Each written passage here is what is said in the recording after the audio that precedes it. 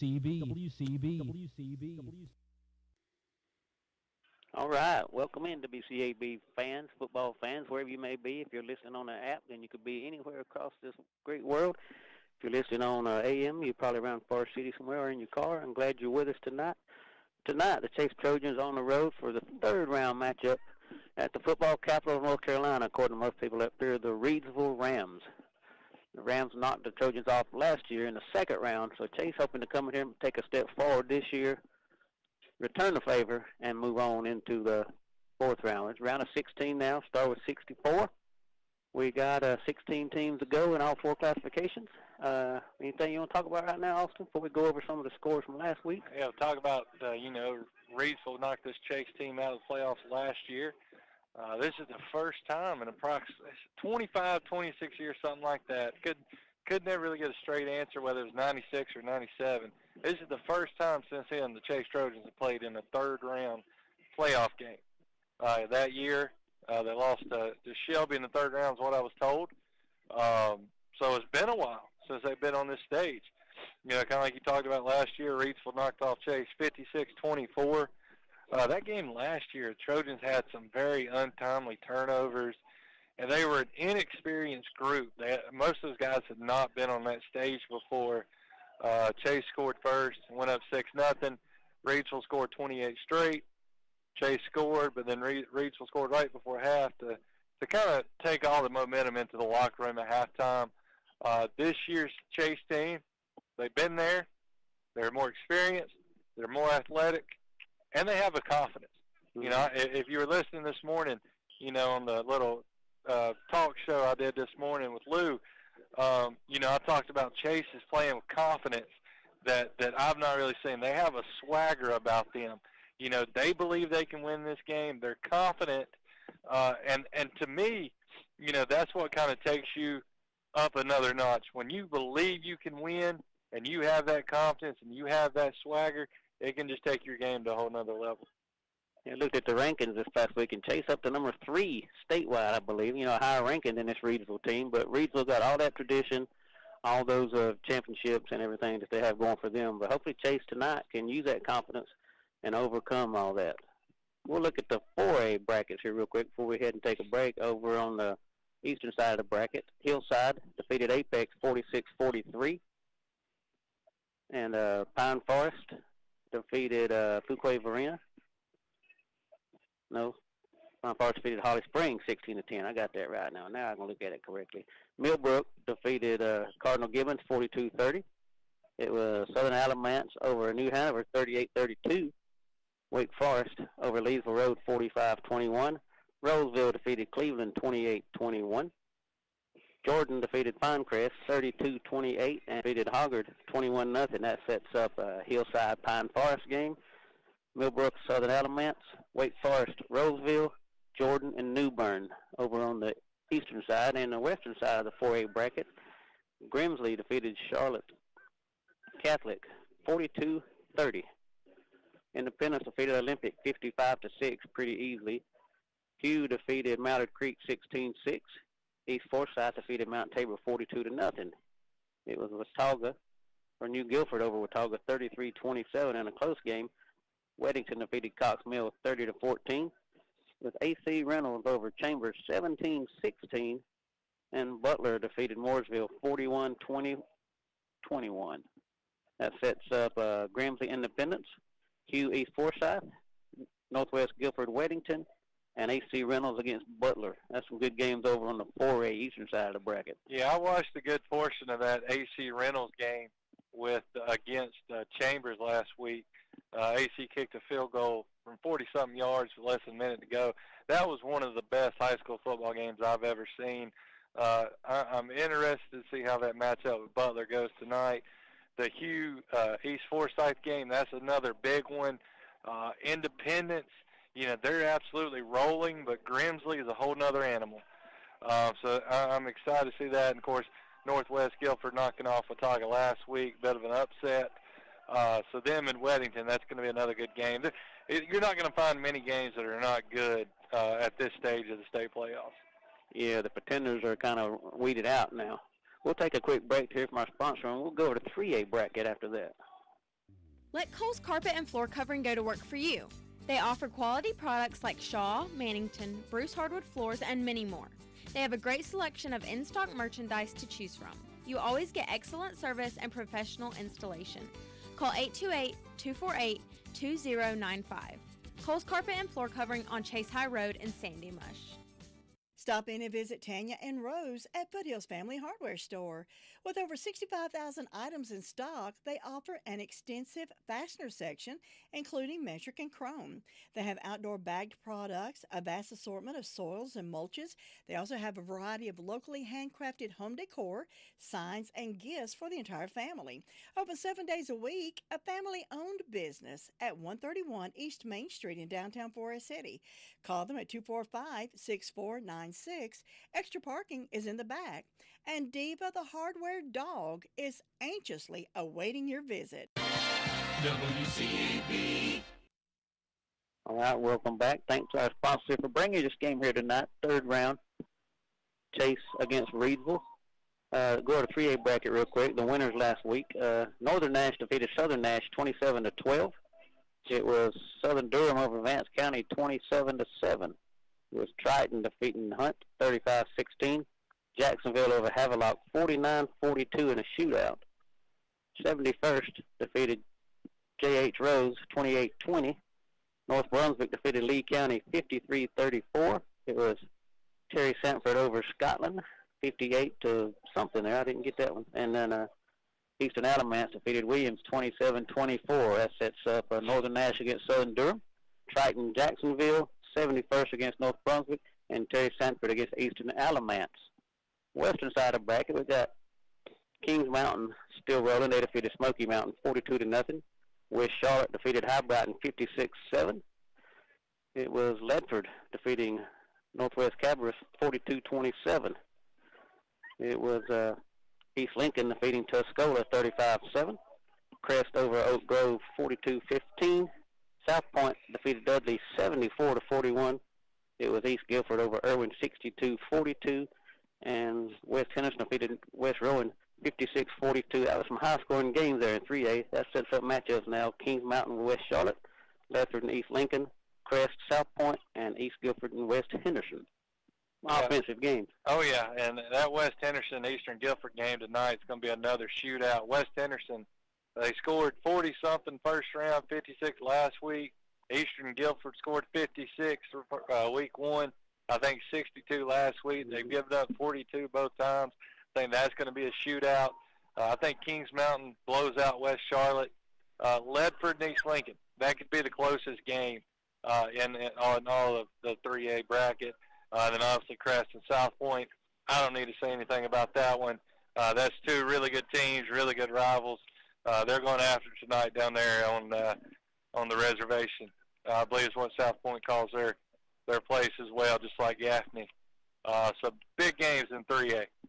Yeah, so y'all hit the 1A now real quick and see what's going on over there. Over on the west side of the bracket, it was Tarboro over Southeast Halifax 48-0. Riverside Martin defeated North Edgecombe 44-14. West Columbus over Washington County 42-30. Northampton County defeated Pynton 28-20. Rosewood over Warden County 49-16. It was Hopton defeating Southside 42-34. Pequena still alive in playoffs, beating East Columbus 48-14, and Pender over Northern Moore. Northern Moore defeated Pender 13-12. That's some good. It sets up Tarboro, Riverside, Martin, West Columbus, Northampton County, Rosewood, Hopton, and Perkins against North Moore. Over in the western side of the bracket, we had Eastern Randolph defeating Mountain Heritage 28-12. Had Robbinsville defeated Cherokee 39-12. Another close one here. Looks like Hayesville defeated Christ King 14-13. Mount Airy over Northern Rowan 57-7. Thomasville over Swain County 21-0. Drawn defeated Mitchell 35-10. Murphy over East Wilkes 38-34. And Andrews over Mountain Island 35-0. Sets up on the Western 1A. East Randolph Robbinsville, Hayesville Mount Airy, Thomasville Drawn, and Murphy against Andrews. I'll go ahead and tell you, Terry, you can go ahead and pencil Tarboro in for the state championship game out of that eastern side. That western side, I think Mount Airy will roll tonight over Hayesville. I think Murphy and Andrews is a really interesting matchup. They met up a couple weeks ago for their conference championship last week of the season. Andrews won that fairly easy. Robbinsville is going to give Eastern Randolph all kinds of fits. Jerome Thomasville is kind of the toss-up game. You know, I don't really know what to expect. Jerome's a very good football team, They match up well with Thomasville. I think Jerome could upset them and set up a good matchup in the next round with Andrews for a spot in the regional final. Yeah, it does sound good. We'll take another quick break from here from our sponsor, and then we'll go over the 2A bracket and then discuss this Chase-Reedsville game a little bit more in depth. At Isothermal Community College, your career starts here. Want to get into a high-demand field with good pay? Check out our pathways in the fields of healthcare and nursing, public services like EMT and law enforcement, advanced manufacturing, and information technologies. Your dream is our mission. Let us help you find the path. Plus, with the Powers Promise, residents of Rutherford and Polk counties can attend tuition-free. For details, call 828-395-4193 or visit isothermal.edu/enroll today. There is one insurance agency that you can put your complete trust and confidence in. That's Maxwell B. Hamrick Insurance Agency. They are your full-service agency offering auto, business, homeowners, health, and life. They are an independent insurance agency. Stop in today and talk with manager Bill Daves and his trained staff for a quote or any question you may have. They're at 119 Huntley Street in Spindale, or call them at 286-2384. Maxwell B. Hamrick Insurance Agency, your local hometown insurance agency, serving one satisfied customer at a time. WCAB. Welcome back. Friday Night Fringe here on WCAB. Forest City football tonight. It's the Chase Trojans against the Reedsville Rams. 1A, just did 1A, 2A brackets from last week. We had Princeton defeating High Trash 71-34. It was Cummings over Midway 42-7. Wallace Rose Hill defeated Northeastern 35-31. Nash Central over Green Central 36-28. Whiteville defeated Holmes 42-35. It was Hertford over West Craven 44-43 in another close one. Then it was Clinton defeating South Granville 26-0, and East Duplin defeated James Keenan 31-7. Eastern side of the bracket, the one we're concerned about here tonight, had Reedsville defeated Providence Grove 51-25. Chase over Robinson 35-14. It was Maiden defeating Mount Pleasant 46-13. Bunker Hill over C.S. Davidson 41-40. They just snuck by. Burns over Shelby 42-0. Salisbury defeated Pine Lake Prep 48-13. Monroe defeated Lincolnton 55-7. And it was East Surrey defeating Hendersonville 21-16. Sets up this game here tonight: Reedsville Chase, Maiden Bunker Hill, Burns Salisbury, Monroe East Surrey. And over on the east side, I forgot to mention, is Princeton and Cummings, Wallace Rose Hill against Nash Central, Whiteville and Hertford, and then Clinton and East Duplin. One we're concerned about is the Reedsville Chase game tonight. We are, but I'm going to tell you, I will argue this with anybody. The 2A West is by far the toughest bracket out there. I mean, there's two undefeated teams. No team has more than one loss. All these teams have double-digit wins. It's just such a good region. I mean, it really is. You know, it's 2A West classification is just phenomenal, absolutely phenomenal. I think 2A is more of your teams are closer in size. You know, in 4A you can have some team with 100, 200 more students. In 1A you can have the same differential in that. But 2A, 3A, that's the number of your classifications. Your schools are more the same size, drawing from the same amount of people. And that's, like you said, I think it makes things more interesting and more evened out. Yeah, definitely. You know, so kind of talking about this game specifically, Chase and Reedsville, I looked at last year and I kind of thought about it, and I said, you know, what's different this year? You know, obviously, Reedsville is, I think, a better team as well. Chase, the secondary, is more experienced. All those guys have another year under their belts. They're more athletic at the skill position sets. And I think those things are going to be crucial. You know, I talked to Coach Calder earlier in the week, and he does believe that, you know, when you're going up against a team like Reidsville, the more athletic you are, the better. You know, because Reidsville, what stands out about them? Of course, they're big. You know, they're always going to be big. Their skill guys are so fast, and they are so good in space. They move so well. They're very explosive. You know, this team is not going to constantly throw it deep, beat you over their top. A lot of their biggest plays come from underneath throws, and you just can't tackle their receivers. That's how good they are. So that's something, you know, that to me Chase is really going to focus on. They've done a great job of that this year. They've tackled well in space. That's going to have to continue tonight. You're exactly right. We're talking about the Reidsville High School Rams. They're established in 1933, so next year will be their 100th year of schooling up here up near the state line. Their colors are navy blue and gold. There's about 655 students, so you know they're not a very big 2A school, but they're there. The mascot tonight is going to be Ramsey the Ram, so I guess we'll see him. Hopefully he's very quiet and standing on the sideline just twiddling his thumbs. There's some famous alumni from Reidsville High School. You got Scott Bankhead, a Major League pitcher. He was a silver medalist in the 1984 Olympics. Nah Brown played wide receiver for the Eagles. They have also Mike Goods, a pro golfer. Nick Sacrinity, an NFL quarterback back in the 40s.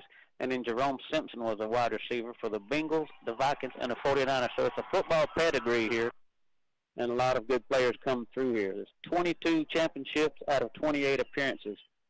Kind of hard to beat that. I also know that between 2007 and 2010, they won 55 straight games. That was 3 consecutive 16-0 seasons. Their all-time record is 401 wins, 150 losses, and 2 ties. That makes them the football capital of North Carolina, I believe. I'd agree with that. You know, we're standing right in front of this enormous board that lists all of their state championships, their state finalist appearances, you know, the champions of the conference. There's just so many. I mean, this is 3 columns. I mean, it's very impressive, and they're long columns. I think there's, you know, 15 in each of the first 2 columns of championships and, you know, runner-up appearances, things like that. You know, just outstanding history here at Reidsville High School. Yeah, the sign's about as big as Blacksburg over in South Carolina, so that's how big the sign is.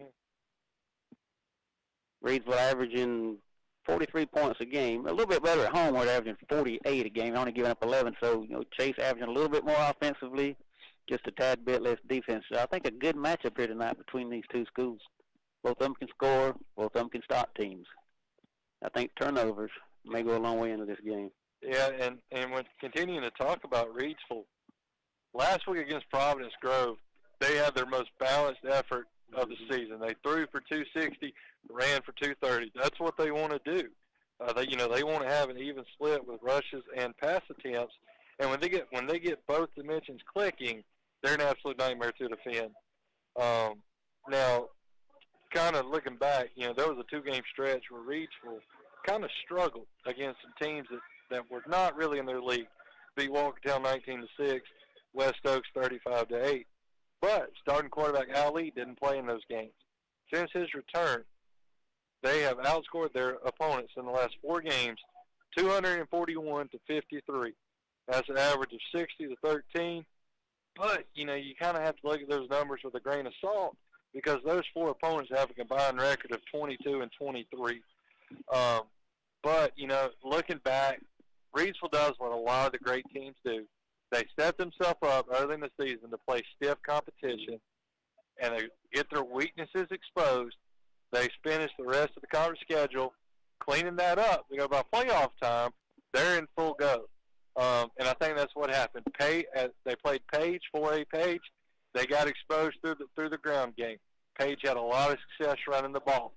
Western Alamance, I think it was either Western or Eastern. I think it was Eastern. They beat them 35-28. Eastern kind of showed some weaknesses there. Since then, Reidsville's cleaned that up from the defensive side. Tonight, you're going to see more of an attack like what they saw out of Page. is going to be run heavy. So we're going to find out real quick how much this run defense has improved, because they're going to be tested right out of the gate. Yes, they had one close game against Walkertown, but Walkertown also another good team. I think they were 7-2 at the time. But like I said, after that, they really ran through their conference. Went 6-0 in region play, 11-1 overall. Expecting a really good game here tonight. We'll take a quick break here from our sponsor, and we'll go over some of their statistical leaders when we get back. With cold weather coming on strong, it's time to think about getting your fuel delivered on time. Depend on Phillips & Loing Fuel Company. Phillips & Loing Fuel Company can be your cold weather friend with propane, fuel oil, and kerosene delivered when you need it. 2 locations to serve you, 2379 Harris Henrietta Road, Mooresboro, and 421 South Alabama Avenue in Chesney. Phillips & Loing Fuel Company, cheering Chase Trojans on to victory. Robbins Auto Parts is your auto parts headquarters, located at 1891 Harris Henrietta Road in Henrietta. They're your team of professional auto parts dealers for Rutherford County. They have a commitment to serving their customers with the auto parts they need, both new and used. Open Monday through Friday from 8 to 5. Visit them today at 1891 Harris Henrietta Road in Henrietta, or call them at 828-657-5732. Robbins Auto Parts keeps you rolling. WCAB. All right, welcome back. We're at Reedsville High School tonight, home of the Rams. Third round of the North Carolina 2A playoffs. 16 teams left after tonight. They'll be down to 8. So everybody moving on. Those that not are getting ready for basketball season. Got about 20 minutes to go before kickoff, so got to listen to us for a little while unless you got something to do between now and kickoff, and that'd be a good time to do it. Yeah, bit of I like to call it, breaking news, because it really is. If you were listening this morning, we talked about the injury report for Chase. Obviously talked about McCombs being out for the year. I said Carter Chapman was a game-time decision. He was a full go in pregame warm-ups. Like we talked about, he's so important in this defense. He's a lead tackler. So I'm going to do a little bit of a Jay Glazer impersonation. Carter Chapman, he's in tonight. That sounds good. You did a good job on that. A good crowd still piling in. Still not as big a crowd as I expected. Maybe they're late show. Maybe they show up late here at Reedsville. Hey, but I'll tell you, that Chase side, they're looking impressive. Yes, it is. They have the middle filled up. They have the 2 sides next to them. They're probably I'd say both a little over half full. There's still fans walking over there to that side with 23 minutes to go till kickoff. These Chase fans have traveled. They believe they've got something special cooking down in Henrietta, and they want to continue to see it play out tonight. Yeah, I feel like they might. Once you get past the Gastonia and Charlotte, it's smooth sailing on up here. 4-lane highway. Before Kevin gets a call, Floyd's Creek community, not Henrietta, Floyd's Creek. Chase community in general. They think they got something special, and they're showing up tonight and showing out. I bet the phone's already ringing over there. Man, I'm sorry, Kevin. We'll go into some of the offensive stats here, I guess, for Reedsville. They got a lot of them on the year passing the ball. They're 149 out of 240, 2,322 yards, 34 touchdowns through the air, and only 7 interceptions. That's a lot of touchdowns through the air. In rushing, they have 271 attempts, 1,938 yards, 32 touchdowns on the ground. So it's 34 through the air, 32 on the ground. They have 296 yards in kickoff returns, 274 in punt returns, and this is a number I found hard to believe, 605 return yards on interceptions. They've intercepted 24 passes by the defense in return for 605 yards and 6 touchdowns. They've also scored 2 safeties, 1 fumble return for a touchdown, and 6 interceptions, and 2 punt returns. So they can score all kind of ways, and defense might be their strong point. All right, and now I'm just curious if Frank Beamer is coaching this team. Virginia Tech, him and Bud Foster, they always had good defense. Speaking more directly about that Reedsville defense, I looked back at last year, and, Chase had some 3 wide receiver sets, 4 wide receiver sets, see how Reedsville played it. But we don't see that a lot out of Chase much this year. Last week against Providence Grove, the Patriots ran mostly a 1 receiver look, 2 receiver look, no more than that. Reedsville played 8 defenders in the box, and they creased that safety. He was probably 2 or 3 yards behind the box, and they just went man on the outside. Really curious to see what Reedsville's going to do defensively. We saw what Robinson did last week. Obviously, their idea, let's put 9 in the box. That worked to an extent. They gave up over 300 rushing yards to the quarterback, but, you know, they didn't really allow the running back to beat them. So it'll be interesting to see what Reidsville decides to come out in. Yeah, I'm anxious to see that. I'm going to guess they're going to probably start out with something and probably change during the game. I guess some individual offensive stars for Reidsville look forward tonight. As a quarterback, Junior Lee is 104 out of 163 with 1,600 yards, 24 touchdowns, 5 interceptions. And number 12, Denny, who played a couple of games, 43 for 74, 597, 10 touchdowns, 2 interceptions. So 2 quarterbacks, like I said, one guy's injured for a couple of games, and they got the other guy coming. In the rushing game, their main runner is Red, a junior, 82 carries, 623 yards, and 8 touchdowns. Senior Petit has 51 carries, 544 yards, 5 touchdowns. Then junior Widerman, 31 carries, 295 yards, 5 touchdowns. Sophomore Cobb has 28 carries, 203 yards, 3 touchdowns. And then the quarterback Lee has 54 carries for 167 yards and 4 touchdowns. But they're dangerous through the air. Their top receiver is a guy by the name of Flippin, 41 receptions, 697 yards, 9 touchdowns. He's followed up by Neal with 38 receptions, 625 yards, and 8 touchdowns.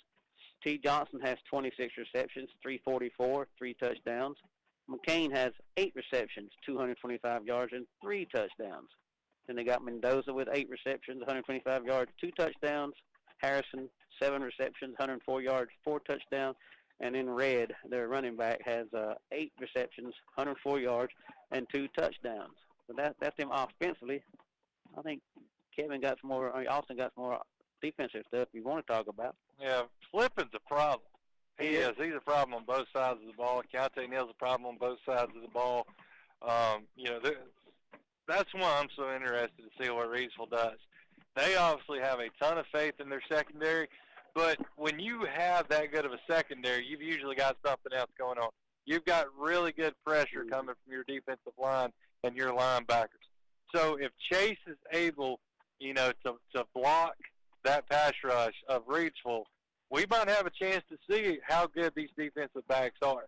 If Chase is not having to hurriedly force throws in a tight windows because of that pass rush, you know, maybe the regional secondary is not as good as they are. You know, now obviously the Neal kid, he's a ball hawk. Flippin, he's a ball hawk. But as far as actually defending a man, we don't really know what they can do. We just know they can play receiver on defense. So they're going to be very curious to see, you know, how all that plays out from that standpoint. Yeah, I'm anxious to see that too. Like 24 interceptions is unheard of for one team. I mean, that's 2 a game. And sometimes you go a whole season without getting in. One guy has 12. That amazes me. He's got 12 interceptions on the season, and they've returned 6 of those for touchdowns. So I'm like, are they making the play, or are they just in the right place at the right time? And I'll tell you something else. I'm always said this is not about the Reidsville defense. This is going back to the offense. This is about quarterback Al Lee. You can't really tell anything from pregame warm-ups. But what you can tell in pregame warm-ups is what kind of an arm the quarterback has and how pretty that thing looks coming out of his hand and how that thing whistles through the air. Lee has an absolute cannon down here. It's one of the tightest spirals I've ever seen from a high school quarterback. He looks good doing it. His footwork looks good. He's a big guy. Man, I'm telling you, seeing Reidsville in person, these skill guys in Alley, they look fast and they look shifty. Size, not, you know, they have good size, but I would say they're small compared to Chase. Chase has a size advantage up front for sure. But these Reidsville skill guys, man, they look like something else out here right now. And they develop them here. They start out little. They start out in tackle football. They play together. They work their system into them. And these guys, you know, been playing together for 7 or 8 years, and it shows. Yeah. But I'm going to tell you something, Terry. Coach Cogdell gave me a quote. Now, we talked on Wednesday, so we're obviously speaking in future tense. But I'm going to tell you, he gave me this quote. I was sitting at my desk in front of my computer typing this quote. I almost flipped the computer monitor, and I was ready to run through a wall for Coach Cogdell. Talking about his guys, he said they're excited to play in the 3rd round and excited to play Reidsville. He said, we preach, control what you can control. He said, we can't control where the state sees us or where we play or who we play. All we can control is what we can control. We have done a great job of that this year. I don't expect anything different Friday night. He said, I can promise you one thing. The boys from Chase High School will be ready to play Friday night at 7:30, and I believe that in my heart of hearts. This coach has faith in his team. This team has confidence. They're not scared of that 11-1 record. They're not scared of that 1C. They're not scared of this scoreboard back here. They're not scared of the football capital of North Carolina. They're not scared of the gold helmets. They're not scared of the blue pants, the gray jerseys, the gold numbers. They're not afraid. They're not intimidated. They're here to win a football game, and I think they've got a great chance to do that tonight. I think they do, too. I think it'll show up if they can get out here and, hit them in the mouth, hit Reedsville in the mouth, and make them think this team come to play. And they got a better record now. Get in the back of their head if they do have a ball game in their hands. I think Chiefs have a very good shot at it. That's right. And, hey, quick shout-out. It's cold out there. Chase cheerleaders are here and the Chase Trojan Marching Band. They just arrived in the corner. And I'm telling you, if you're watching on NFHS, you might see it. That Chase side is nearing capacity. There's still some spots here and there. There's still some people walking up. There's some people off standing to the side. Trojan Nation has traveled tonight, and I think it's phenomenal to see. Yeah, it's gonna be. I think they're gonna be loud over there too. We started to set up on that side of the fence, but we decided to save some seats for the Chase fans, and a good thing we did. We're up on top of the press box here. Don't know the name of this stadium. I don't guess they just call it I think it's Rams Stadium. Jimmy Teague Memorial Stadium, named after the head coach of the Rams, Jimmy Teague. He's been doing this a really long time. Like I said, he's responsible for most of those titles on that board behind us. He's an outstanding coach. He's done a great job here at Reedsville.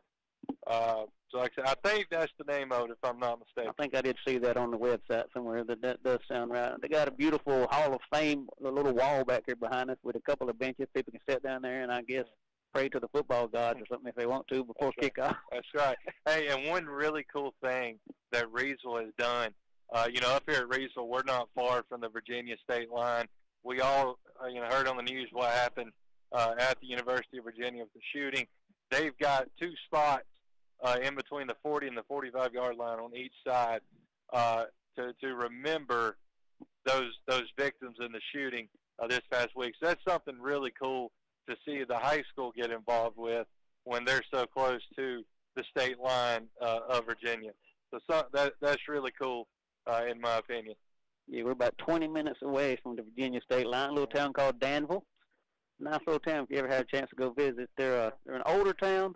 At one time, Danville was as big as Atlanta, is what I was reading when I went and checked it out a couple of years ago. And it quit growing. It was horse trading, a lot of horse trading. They still have cobblestone streets downtown, but Danville's a good little town if you want to take a little vacation for the weekend. Yeah. And we found out, talking to a Booster Club president for Reedsville, they're embarking on a brand new stadium build in a way, doing some rework with the drainage, they're resurfacing the track.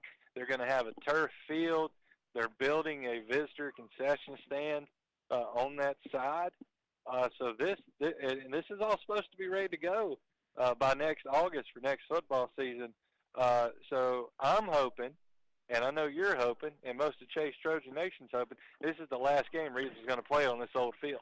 And the next game they play will be on turf. So it's something cool. I think you can Google on the you can Google search Reedsville Football Stadium NC, and you go to images, and the first photo you see is a mocked-up image of what the new stadium's going to look like, the new field. It is absolutely beautiful. Absolutely fell in love with it, really liked it. So check it out, and I think it's going to look great next year. Like I said, I hope this is the last time they get to play on this grass field. I hope it is, too. All the Trojan fans, all Rutherford County fans. There's probably some other people over on the other side that are not just Chase fans, but Rutherford County football fans. No question. We've got 11 minutes, 30 seconds to go before kickoff. So we should have the captains out here. The Reedsville band's on the field. Look like they're about to perform. So we're going to take a quick timeout. We'll come back. Terry and I will give you our keys to the game tonight, our X Factor, players to watch. So stay tuned. Do yourself a favor and stop by Scrappy's Food and Fuel. If you'd like a great hot dog or hand-braided chicken tenders and onion rings, or maybe a juicy hamburger, then your next stop should be Scrappy's Food and Fuel. Full breakfast served Monday through Friday from 6 a.m. until 2 p.m. You really need to check out their menu for other choices. The store is open till 8 p.m. Monday through Saturday for your favorite snacks and gasoline fill-ups. Scrappy's Food and Fuel is on the corner of Chase High Road and Highway 221. You know who's the best for dependable, complete, and professional auto service. Tri-City Tire Service. Their years of experience and positive customer service shows. Tri-City Tire offers complete auto service and brakes, alignments, tune-ups, oil changes, and more. Under the same roof, Tri-City Outdoor Power Equipment. They handle mowers and power equipment by Red Max. Get your colored mulch, stone, Wolverine boots for ladies and men at Tri-City Power Equipment. Make it your one-stop shop. Visit Tri-City Tire and Tri-City Outdoor Power Equipment today at 221 Daniel Road in Forest City. The number is 287-8778. WCAB Rutherfordton.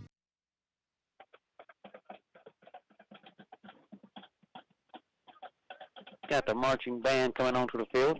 Mike making their way to the 50. I think in just a minute they're going to do the national anthem, and we'll take another couple of minutes as they do that. Right now we'll tell you that we're here at Reedsville High School, home of the Rams, football capital of North Carolina, according to everybody up on this end of the state. I think Shelby would have something to say about that. But two good programs in Reedsville, all these 22 state championships, 22 trips to the state championships. So they can lay claim to it if they want to. Reedsville fans saying, well, Shelby may claim that, but they're not here to defend it. So, all right, at this time, we are going to have the anthem, so we'll be back in just a couple moments. When your busy schedule means no time to cook, but the kids need their veggies, Wayne's Lunchbox has a solution for supper. With 5 different meat choices and so many vegetable sides to choose from, everybody will be happy. Me and my nephew love that broccoli casserole. And of course, lunchtime, along with hot dogs, hamburgers, and other delicious sandwiches, Wayne's has a smaller meat and veggie lunch menu. Open Monday through Thursday, 11 till 2, supper 3 to 7. Call on Wayne's for catering events. They're on East Main Street in Spindale. Order ahead at 828-395-2225. And Wayne's Lunchbox is now taking orders for Thanksgiving, so get your orders in. BAM! That's the sound of the Chase High Trojans pounding the lines. It's also the call letters of brick and mortar marketing. Based in Rutherford County, BAM LLC is here to serve local retailers, even schools and churches, with on-site event support.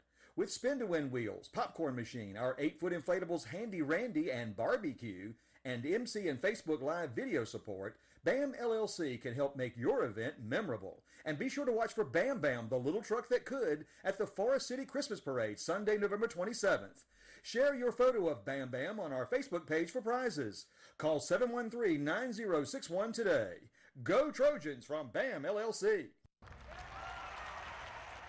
To win in sports, you must adjust your strategy as the game changes. The same is true of investments. Why not let Andrew Tisdale, your Edward Jones financial advisor, help you create a game plan for financial success? Call 828-287-9197 and get started today. That's Andrew Tisdale at Edward Jones Financial Advisor, 828-287-9197.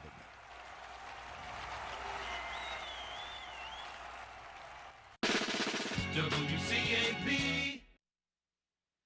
All right, welcome back. It's almost time for some third-round football playoff action here at Reedsville High School, home of the Rams, as the Chase Trojans make the 3-hour drive up 85. Reedsville just off of 85 on Highway 29, I believe it is, to get in here. Good little ride, a little bit of traffic around Gastonia and Charlotte, as always. I don't know how people live in those cities. I wouldn't want to do it. We actually come up 40. It was pretty pleasant. Well, Terry, we've got 7 minutes to go till kickoff. Why don't you give me your X factor on offense and your X factor on defense? Been thinking about that and still not sure yet. But I think offensively, I see Chase may go more with McSwain at quarterback, and that way that leaves 2 receivers to cover, which is Charisma and Mosley, and also Dodd got to be covered. At least double cover one of them, and that's going to put Rudolph in the backfield. Make it a little bit more dangerous with McSwain at quarterback, and Rudolph can either throw it or run it. That's my offensive X factor. I guess defensively, it's going to have to be that defensive line. I got to get that stop at the line of scrimmage and force the quarterback into some rush passes. Well, kind of to piggyback off of that, I'm going to, in a way, agree with what you're saying for the offensive X factor. I think the offensive X factor is Jalen Rudisell's arm. We know what his legs can do, but, last week, obviously due to the weather, he didn't get to put the ball in the air. I think if Rudisell's in the game, they've got to keep the Rams off balance and not make them think every time he's in the game to run. I think his arm could be the difference tonight.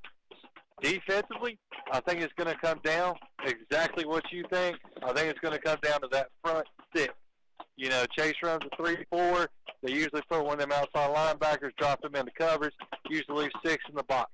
If they can stop the Reidsville running attack with just those 6 guys, I think this could be a good enough for the Trojans. My keys to the game, first, Chase's front has to win on both sides of the ball. I think Reidsville's going to challenge Chase defensively just like Robinson did. Load the box up, make them throw the football. And like I just said, Chase has to win up front defensively. They've got to be able to stop that run without committing extra defenders to the box. And when Ali drops back to pass, Chase has to find a way to get some pass rush. I think Chase has to win the time of possession. If they can limit Reidsville's number of possessions to 7, if they can limit it just to 7, I think Chase has a great chance to win this game. And offensively, I don't think third down's a bad thing for the Trojans if they're third and manageable. If you're running over 80 seconds off the clock when you get to third down, that's like the maximum you can do. I think that would be a good thing for Chase to do. And, they can easily run off half a quarter by just picking up 3 first downs. Already talked about Rudisell, and I think the biggest thing Chase has to do tonight, they just have to keep chasing. They've gotten to this point by buying into what Coach Caldwell has preached, which is control what you can control. He preaches that. They've bought in, and I think that, they just got to continue doing what they've done all season. They've got to take care of the ball, not have costly penalties, and take advantage of mistakes when Reidsville puts them on a silver platter. If Chase can do those things that I just mentioned, I think they're going to leave Rockingham County tonight with the win and prepare for the first 4th-round game, and to I believe to be the first 4th-round game in school history, based on what I've been told. I think so. I like that. Keep chasing. That's a good thing. The captains for the Rams tonight is going to be number 56, Nashawn Price. Number 2, Jordan McCain. Number 16, that would be number 16 is Lorenzo Mendoza. And number 8 is Tamir Johnson, one of those wide receivers. Yeah, for Chase, it's the usual suspects. The Duke commit, big Reagan McCraney, the big guard and defensive nose tackle. Anthony Smith, the team's middle linebacker, one of the 2. And then number 6, injured running back Marquise McCombs. You talking about the legs of Rudisell? I think Chase only threw the ball 3 times, I believe, last week in that entire ball game. That sounds about right. I think they threw twice on that one drive right before halftime. So, like I said, it didn't show a whole lot of film on the passing game last week for Reidsville to look at. They did. So, like I said, and I think one of the big keys tonight is going to be Tavon DeRisma. Obviously, he's going to be the focus when Chase throws the ball. He's the guy Reidsville's probably thinking about. How can he handle those defensive backs for Reidsville that have been so good this season? And he's probably itching to get the ball because he was very quiet last week in a win that the Trojans really didn't need him to do a whole lot. He was just out there making the plays that he needed to do. But I will say, I think he did. He had the biggest play of the game last week with that kickoff return for a touchdown. So that's just the player DeRisma is. He can impact the game on offense. He can impact the game on defense and on special teams. He's a very good player, and he honestly might be the best player that's not talked about for the Trojans. You're probably right on that. So maybe we need to talk him up a little bit tonight. Hopefully we have a type of game that we can call his name both offensively and defensively. I'm anxious to see this Reidsville defense, like we talked about earlier. That secondary has to be amazing out there. And we are following along. We'll keep you posted the best we can on the Maiden Bunker Hill game. Of course, the winner of that game gets the winner of this game. For a lot of our local listeners, we'll keep you posted on Kings Mountain and West Charlotte the best we can, and Crest and South Point, as well as Burns and Salisbury tonight. Salisbury's a team that knocked Burns out last year, I believe. Last year or 2 years ago. So I know Burns is itching to get some revenge on the Hornets tonight. I think the Chase fans may have this Reedsville side outnumbered right now. They are spread out a little bit on this side, so if Chase can keep this crowd quiet throughout the entire game, I think they have a good chance as they get ready to run through the flag here. And we've got it. Like getting ready to make the call here. Reedsville's going to receive the kickoff. Chase won the toss and deferred to the second half. It looks like it's what they called down there. So we'll see this Reedsville offense and this Chase defense. Can they make a statement here on this opening drive? We'll take a quick break here from our sponsor and be back hopefully for this kickoff. For the freshest and fresh cut meats, check out Wells Chickens in Wells, offering USDA inspected slaughter, fabrication, custom cutting, and packaging for beef, pork, lamb, goat, or bison. Check out their meat price bundles, and you can find everything from hot dogs, hamburgers, buns, chili, slaw, chicken salad. Enjoy their fresh cut steaks, pork chops, bacon, sausage, bologna, and lunch meats. Wells Chickens in Wells, 394 U.S. Highway 221A in Forest City, or call 245-9898. Open Monday through Saturday, 8 until 6. They're closed on Sundays, and they are a proud supporter of the Chase High Trojans playoffs. Let Kohl's Carpet and Floor Covering go to work for you. They offer quality products like Shaw, Mannington, Bruce Hardwood Floors, and many more. They have a great selection of in-stock merchandise to choose from. You always get excellent service and professional installation. Call 828-248-2095. Kohl's Carpet and Floor Covering on Chase High Road in Sandy Mush. WCAB. Time for the kickoff here, round 3. Chase Trojans here at Reedsville High School, home of the Rams. About to get underway. Game time temperature is about 35, 34 degrees here on top of the press box. Press box down below us is full of all kind of people. They got film crew and radio crew and newspaper crew. Everybody that can be here is here. Terry, you made a great point right when we went to commercial. You know, last week, Chase kicked off to open the game, gave up a big return. Cannot let that happen tonight. You cannot allow Reedsville to get a short field because I think, unlike Robinson, Reedsville's going to make you pay every single time they have a short field. Neal, the freshman, back to the left side deep, and Jeremiah Red back on this side of us. Chase to kick it off from the left hash mark. Going to be ready to kick it off. Here it is. Kickoff's going to be a little high kick. It's going to be taken by Reedsville, who's ready for it. It's a 40-yard line, a little short kick. Maybe not want to kick it deep or trying to catch them by surprise. Yeah, I don't think that was necessarily an onside kick. I know Providence Grove did that a couple times last week and had success. I think that was just more of an attempt to, you know, not allow a big play, a big opening kickoff return, and at least make the Reedsville offense try to drive down the field. We're about to get ready to see it under I think that's 6, Red at tailback. I can read my number. Yeah, Jeremiah Red. Quarterback is Lee. He's in shotgun. Red's to the right of him. That was a quick snap pass, swing pass out to Red, who's trying to get some blockers. He's to the corner. He's to the 50, heading down the sideline. Big play on first down. He's thrown out of bounds. They may throw a flag on that. Don't think the defender didn't know he was out of bounds, I don't think. Yeah, I think that was a little too close to call that. You know, might not have heard the whistle. Obviously, we can't hear it down there. Not a good start for the Chase defense. The cornerback on this side, you know, he got blocked inside. You cannot allow that to happen. You've got to maintain outside leverage and force that, you know, receiver back inside. A 30-yard pickup on the opening play of the game. Little swing pass to Red. Now it's going to go to the left side. Lee's going to drive. He is a big quarterback, as you said. He looks the part out there. Flag on the play. Going to be against the offense, I believe. Yeah, it was a quick false start. I believe the right tackle got jumped a little early.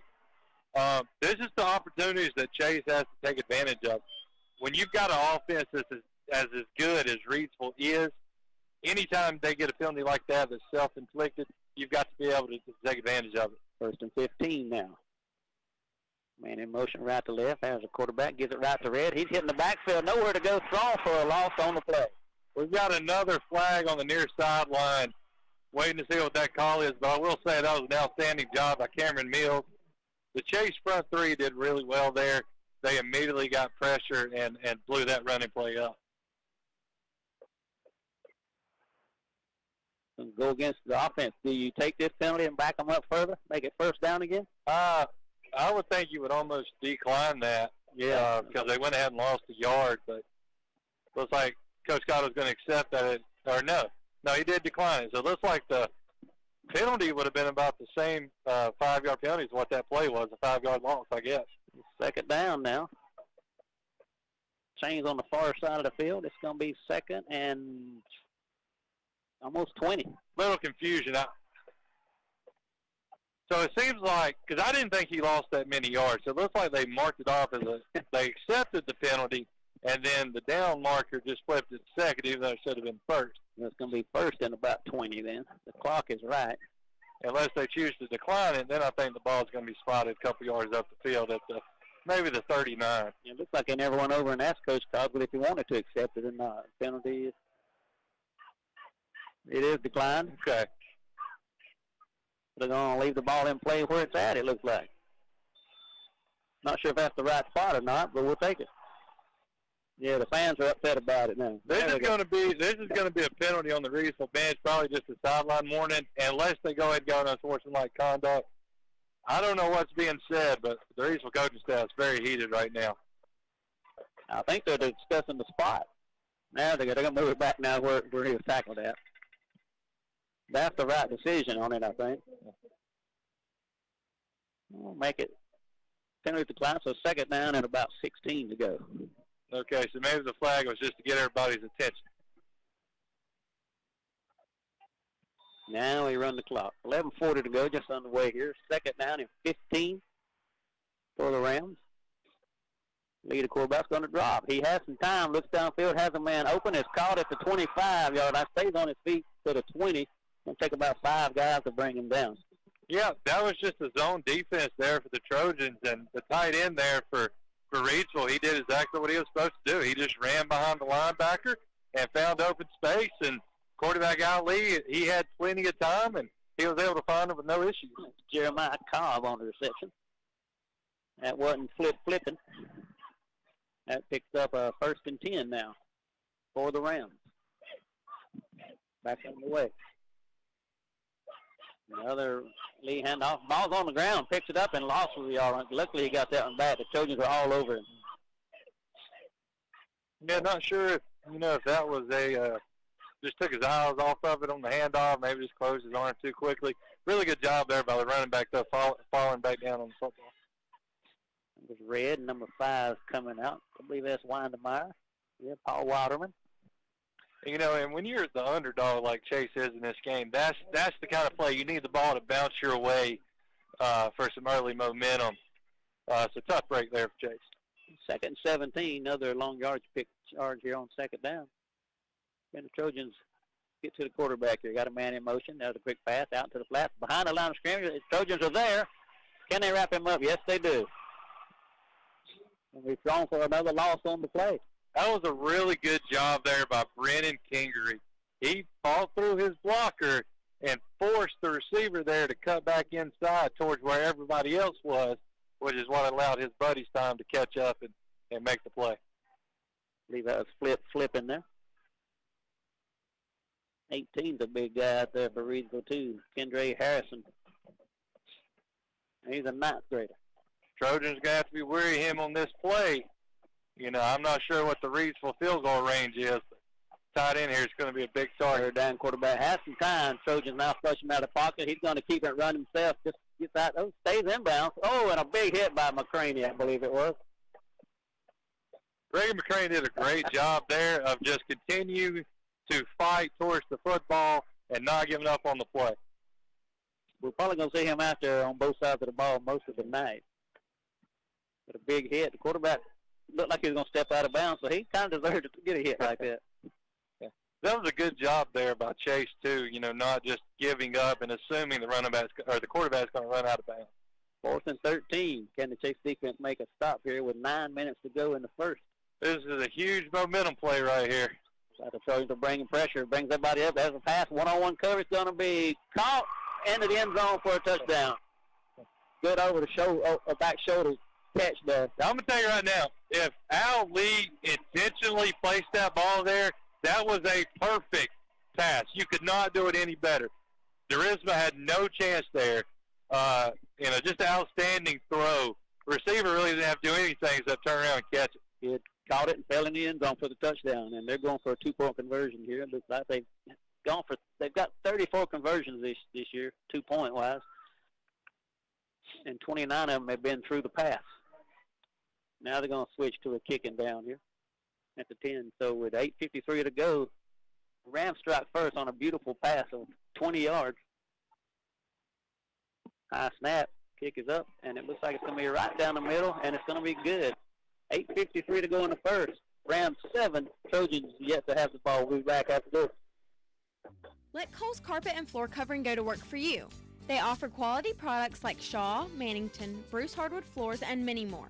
They have a great selection of in-stock merchandise to choose from. You always get excellent service and professional installation. Call 828-248-2095. Kohl's Carpet and Floor Covering on Chase High Road in Sandy Mush. WCAB.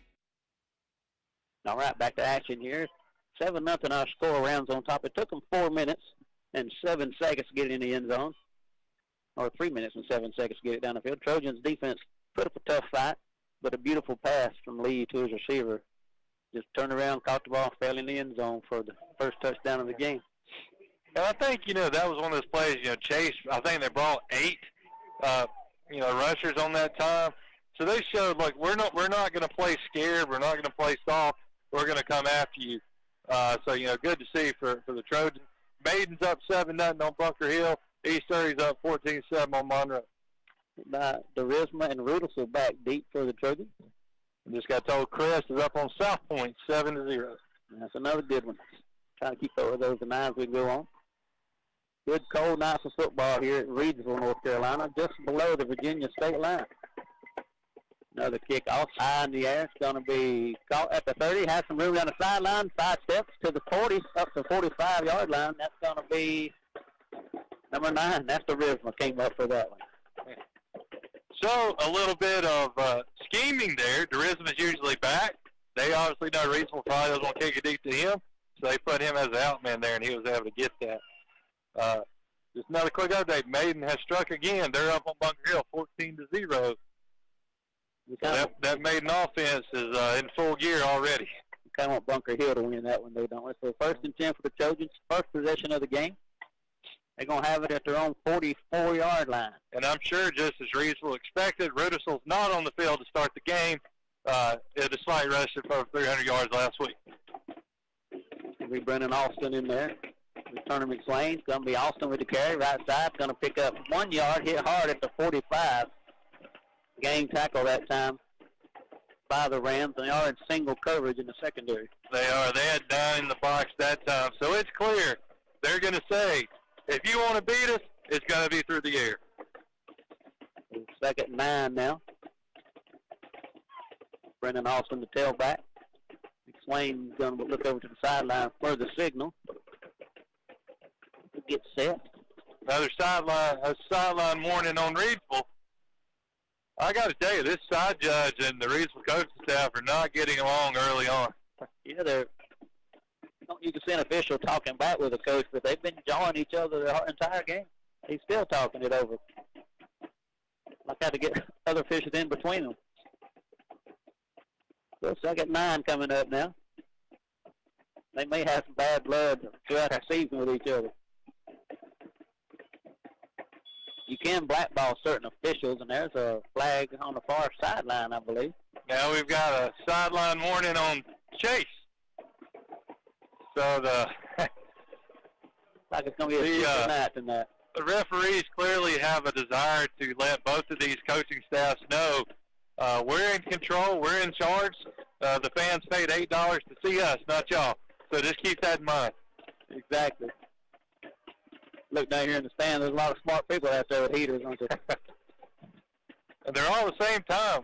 Same kind. Must be a local shop. 2nd and 9, McSwain threw it out to the flat. Ball was going to be caught, but nowhere to go this time. Good coverage. Gain of about 3. It's a dangerous pass by McSwain there against this Rams defense. It is. Like I said, you like to put the ball in your playmaker's hands and say, hey, can you beat your guy? That time Mosley couldn't, but he still picked up positive yardage. Be 3rd and 7 now. Opening drive for the Trojans. They need to get some first downs here.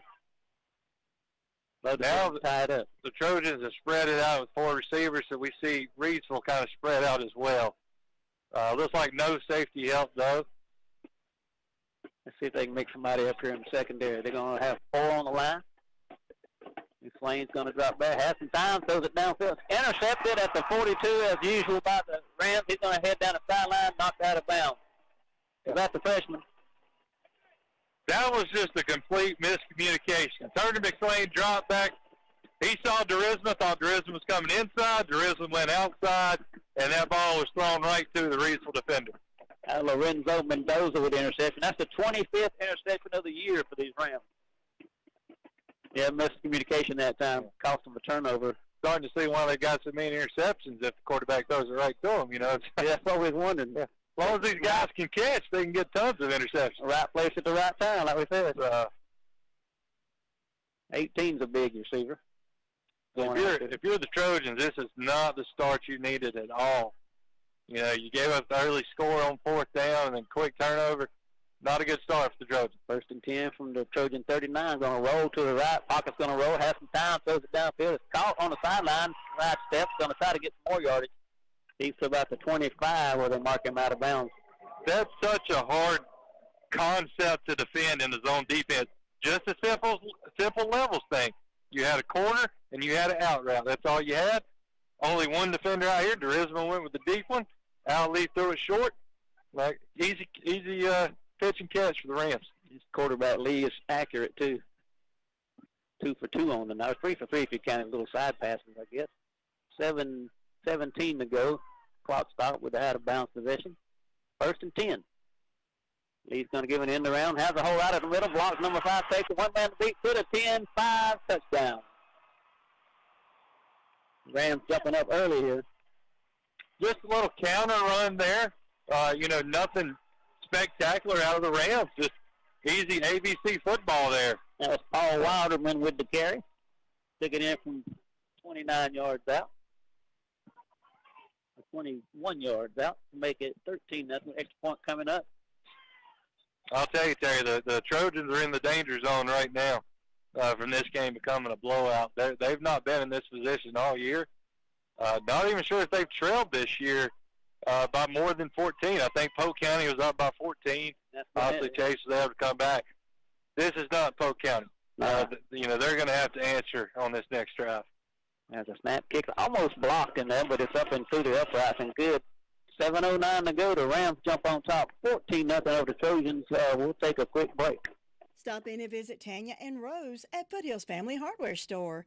With over 65,000 items in stock, they offer an extensive fastener section, including metric and chrome. They have outdoor bagged products, a vast assortment of soils and mulches. They also have a variety of locally handcrafted home decor, signs, and gifts for the entire family. Open 7 days a week, a family-owned business at 131 East Main Street in downtown Forest City. Call them at 245-6496. Extra parking is in the back. And Diva the Hardware Dog is anxiously awaiting your visit. WCAB. Back now, Trojans down 14-0. Still a long way to go. 7:09 to go in the first quarter. Trojans have to answer. That last touchdown was one of their own here. Hopefully they can do it here on the kickoff. Yeah, and Reedsville really took Chase out of what they want to do offensively. Chase is not a team that wants to run on first down, throw on second, and throw on third. That's not their offense. So good job there by the Reedsville defense, forcing the Trojans out of their comfort zone there on that opening drive. We saw McSwain opening the drive. There's 2 possessions already for the Rams. You want them to have 7, and they've got 2 already. This kick taken at the 20, looking for about. He's hit hard. If he stays on his feet, though, struggling up to the 30-yard line where he's finally going to go down. A lot of gang tackling there by the Rams. Yeah, I think that was more of Mosley just running to the back of the Durisma. I don't think he necessarily was hit hard by a Rams defender. I think he just ran the back of the Durisma. Excited team down there. Those Rams, they come out now with a 14-0 lead. See if they relax a little bit. Can the Trojans find something downfield? We're going to have a change of quarterback, so we're not waiting the normal 2 series. Rudersville's out there now. They probably have a spy or two on him through these Rams. See what the Trojans do now. Second possession of the game. Turnover on the first one. Wilson going to take the snap, look for a block. Nowhere to go. He's going to get to the 30. Short gain on the play. Not quite the holes he had last week. It's not. Once again, it's a two-yard gain. Ideally, your goal is 3 yards. Obviously 3 yards, 4 yards. But that's going to keep Reidsville honest. So, hey, the quarterback could be a quarterback straight keep, could be a power, could be a counter, could be a handoff. So it's just good to give the Reidsville defense as many looks as possible. 2nd and 8 now. Reidsville going to stay in shotgun with Brennan Austin on his right.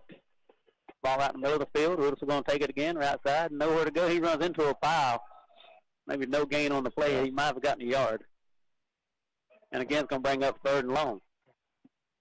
And really, for the first time all year, that right side of the Chase offensive line is losing. They're running to the right side because that's the strong side. Reidsville's making it look like the weak side right now. Yeah, they got some athletes on that side. Chase has the size. There's some good-looking athletic bodies out there for the Rams. 3rd down and 6 now. Roots are going to drop back, going to roll to his right, going to look downfield, has some time, throws it deep across the middle of the field. It's up for grabs. It's going to be incomplete. Dangerous pass downfield. It fluttered down to Charisma at about the 40. Yeah, I'm telling you, it's the same thing again. Reidsville is forcing Chase out of his comfort zone. That's not the 3rd down play the Trojans, want to run. I think Russell just threw that one up, hoping Charisma could make a play on it. And that's always dangerous to throw back across your body over the middle of the field, especially against these guys. Back to punt now. If the Trojans can get a turnover. There's a snap. No pressure. Ball is almost blocked. He gets it away, takes a step up. A rugby style kick. Going to hit it to 40. Take a Rams bounce back to the 42. And Reidsville has it in good field position, leading 14-0 with 5:34 to go here in the first. Yeah, this has just been an inauspicious start for the Trojans. Maybe it's the long ride, but the Trojans defense has to find a way to get a stop here. They cannot go down by 3 scores to this team. That'll make it really tough. So it was a 3-hour ride. Heat was probably on, and then you get out here in the cold. And, I about cramped up myself climbing out of the car. 5:34 left in the first quarter. 14-0 Rams on top. Lee, the quarterback's going to top back another pass out in the flat. Has a blocker. He's hit behind the line, though. That was an outstanding job by Isaiah Dodd. If he's going to jump inside of that route, he's got to beat his blocker there, and he did it that time. Rams do nothing fancy. They just throw it out and let their playmakers make plays. This time the Trojans won that battle. 2nd down and 12. Trojans doing a good job on 1st down, forcing them into long yards, but it's the 3rd and 4th down is killing them. 15 on the play clock. I think when we look back, we're going to look back at that 4th and 11 touchdown as the single-handedly biggest play of this game. Maybe so. There's Lee going to drop back. This time he swings it to the right with some speed. The run back's going to be short gain. Gets up to the 45, picked up maybe 5 yards, going to leave it at 3rd and about 8. Once again, really good job by Cade Davis this time, just the corner on the opposite side. He dove inside and got inside before the block could get to him, and he was able to make that play, make that tackle. Right hash now for the Rams. Got to find a way to get off the field again if you're the Trojans. 3rd and 8. Get this team in 3rd long, you've got to make a stop. Lee trying to draw him off sides on 3rd and 8. Going to look back to the sideline. It was close, but he was able to stay back. That's Trey Poteet in the backfield. In at a block. That's a pass. Has a man downfield. It's going to be caught and knocked away. Great defensive play by Charisma. That was that plain and simple, that was just a bad pass. He underthrew his receiver, and that allowed Charisma time to get back there. I think the ball might have actually bounced off his helmet. So lucky breaks there with the Trojans, but they get the stop, they get the ball back, and they've now got to figure out how do we move the ball against this defense. Yeah, they've got to run some clock off. This is already the 3rd possession of the game for the Rams. My magic number of 7 seems, like an apparition right now. You're talking first half, right? Back to punt. They've only punted 24 times this year. Twice a game. That's a good punt. Going to hit and bounce sideways.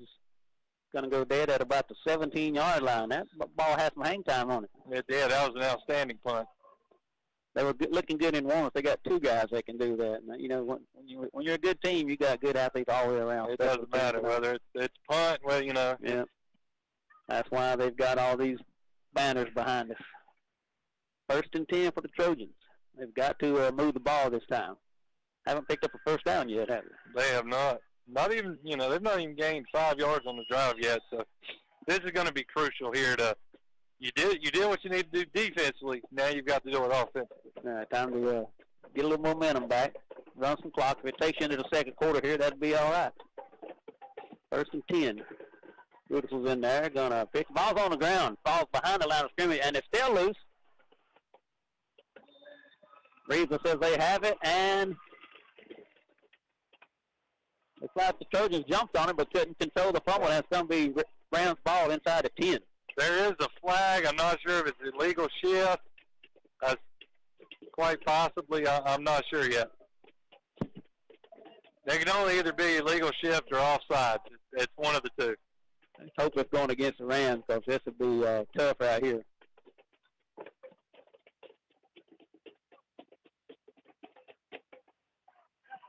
We called a penalty against the Rams and then it was declined. I don't understand that. Well, I missed the signal, so I'm not sure what the call was. Not sure either, but it's going to be Reedsville ball inside the 10, 1st and goal. Tough here for this Trojan defense. No. Okay. I think he caught it against the wrong team. Should have been against the Trojans. Yeah. Here's the first down carry, right side, looking for a block. Trojans going to be there, make a stop for no gains at about the 10. May have lost about a yard.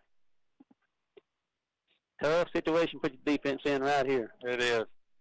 So 2 turnovers. But once again, you've got to find a way to get a stop. You've got to. Even holding the 3 here would be great. 2nd and goal from the 11 now. Or just on the 10, we'll call it. They have to have a touchdown. Can't pick up a first. Lee, the big quarterback, is going to be shotgun at the 15. Going to drop, going to delay handoff to his tailback. He's in the backfield for a stop. It's going to be Weiderman again. Get down to the 5. Yeah, you don't see this Chase linebacking core miss many tackles, but that was a chance for a 2-yard loss, and a linebacker just whiffed. One thing I will point out, Carter Chapman was on the field to start this game.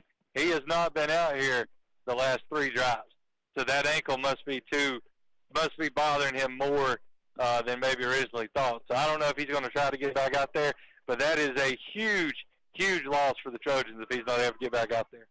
3rd and goal from the 5 now. Yeah, so handoff again. Weiderman's going to hit at the line of scrimmage. No gain on the play. Going to bring up 4th and goal. Really good job there by the Chase defensive line that time. Cameron Mills, you know, he shredded his blocker and made a stop in the backfield. They're going for a field goal here, it looks like, the Rams. They've gotten 4 field goals on the season, 3. We'll still fake. We'll be kicking this ball from the 14, so a 24-yard attempt from the right hash. Didn't see him warming up before the game, so see if the Trojans can get some pressure on this kick. Just stay on side. There's a snap. Kick is up. Looks like it's got the distance. Is it going to be? It's good. Right down the middle from the right hash, and that's going to make it 17-0 with 1:48 to go. We'll take a quick message from one of our sponsors. We'll be right back. At Isothermal Community College, your career starts here. Want to get into a high-demand field with good pay? Check out our pathways in the fields of healthcare and nursing, public services like EMT and law enforcement, advanced manufacturing, and information technologies. Your dream is our mission. Let us help you find the path. Plus, with the Powers Promise, residents of Rutherford and Polk counties can attend tuition-free. For details, call 828-395-4193 or visit isothermal.edu/enroll today. WCAB. Back here to Reedsville High School, home of the Rams. 1:48 to go in the first quarter. Rams up 17-0. The Chase Trojan defense made a big stop down here. Rams had the ball 1st and goal from the 10. Trojans gave up a field goal, but that's a lot better than giving up the 7. Trailing at 17-0 now, about to get the ball back. Maiden now leads Bunker Hill 21-0. It seems like the Maiden offense is clicking at the right time. I think they've scored over 100 points so far in the playoffs, and they're picking right back up with The kick looks for a block. He's at a 40, runs over a defender there. Number 12 on the return for the Trojans. Jahari Mosley. We've had 3 different kick returners here for Trojans. I'll tell you, Terry, if Chase can find a way to go down and score here, and this be a 17-7 game, that's a win for the Trojans at this point. Yeah, definitely. The start they've had to only be down by 10, potentially if they score here, huge win, and at that point, it's a whole new ballgame. Now get these Chase fans back into the game again. They're quiet at the moment. Both sides are pretty quiet. And it's going to be Rudolph looking to the right side. Not going to get there. Thought he might have taken down outside. He had some room, but he cut it back. Yeah. And I'll tell you, Terry, we're looking at it. Chase is just not winning up front. This is the first time I heard they're not winning up front. The Reidsville defensive line is dictating this game so far. The Chase defensive line has stood up fine. The offensive line is struggling so far. And that's one of your keys, too. So now 2nd and 8 coming up. Another 2nd and long. There's a handoff. Brennan Austin. He's hitting the backfield. Maybe in a face mask. He's not going anywhere. They blow the whistle at about the 41. So a loss on the play. Going to get back behind the original line of scrimmage. And another 3rd and long coming up here. Chase has to get some first down yardage. And I really think it's just Reidsville speed up front. We've seen Chase handle big defensive line before. Yeah, definitely. That's not the issue. The issue is the size Reidsville has to go along with their speed. Because these defensive linemen are just so quick, they're shooting the gas before Chase can make a block on them. Here we go, 3rd and 11, and we're going to have a timeout called by the Trojans. We'll take a timeout with them, but 30 seconds to go here in the first 17-0 round. There is one insurance agency that you can put your complete trust and confidence in. That's Maxwell B. Hamrick Insurance Agency. They are your full-service agency offering auto, business, homeowners, health, and life.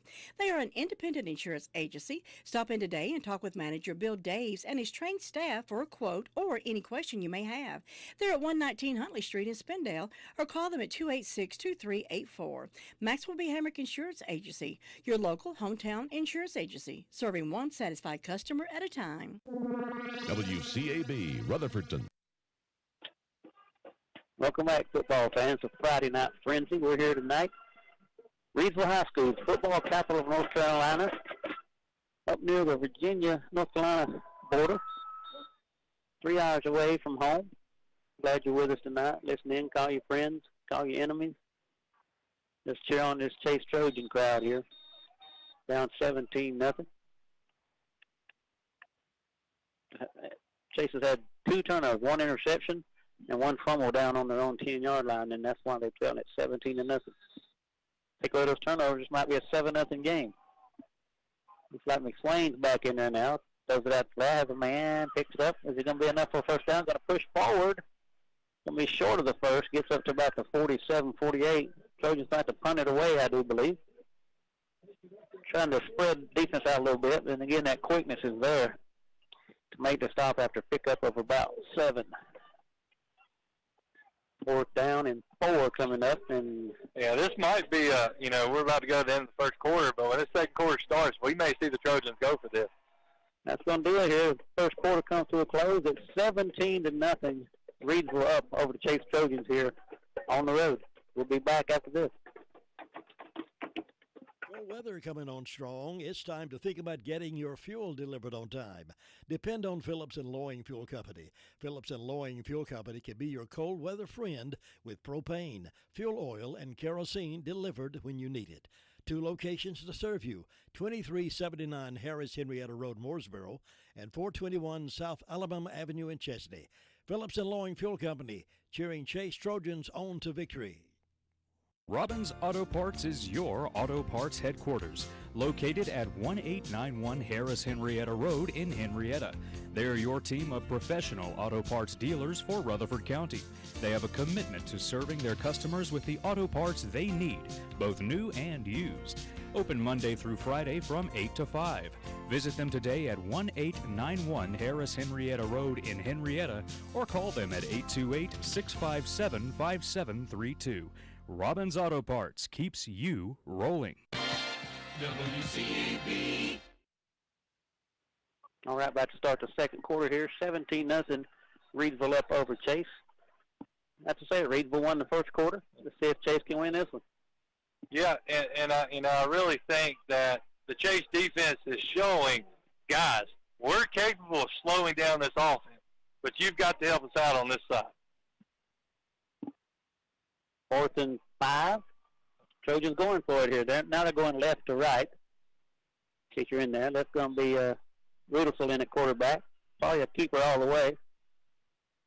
3 receivers left, 2 to the right. Got everybody spread out. Nobody in the backfield. Rudolph's going to take it, step back, slips a little bit, get to the 50. He's going to be short. Oh, it's going to be close. Yeah, he's going to be 2 yards short. He easily picks up that first down if he doesn't slip. Yep. I mean, it's that simple. The blocks were there. The hole was there. He just slipped. Made the cut and slipped just a little bit, slowed him down enough, but they stopped him at the 50. So, again, Reedsville with some good field position. Defense is playing tough, but can they continue to hold out there? And really, for the first time all night, the Chase offensive line won that play. But like I said, the slip just threw everything off. See if Chase can win this quarter here.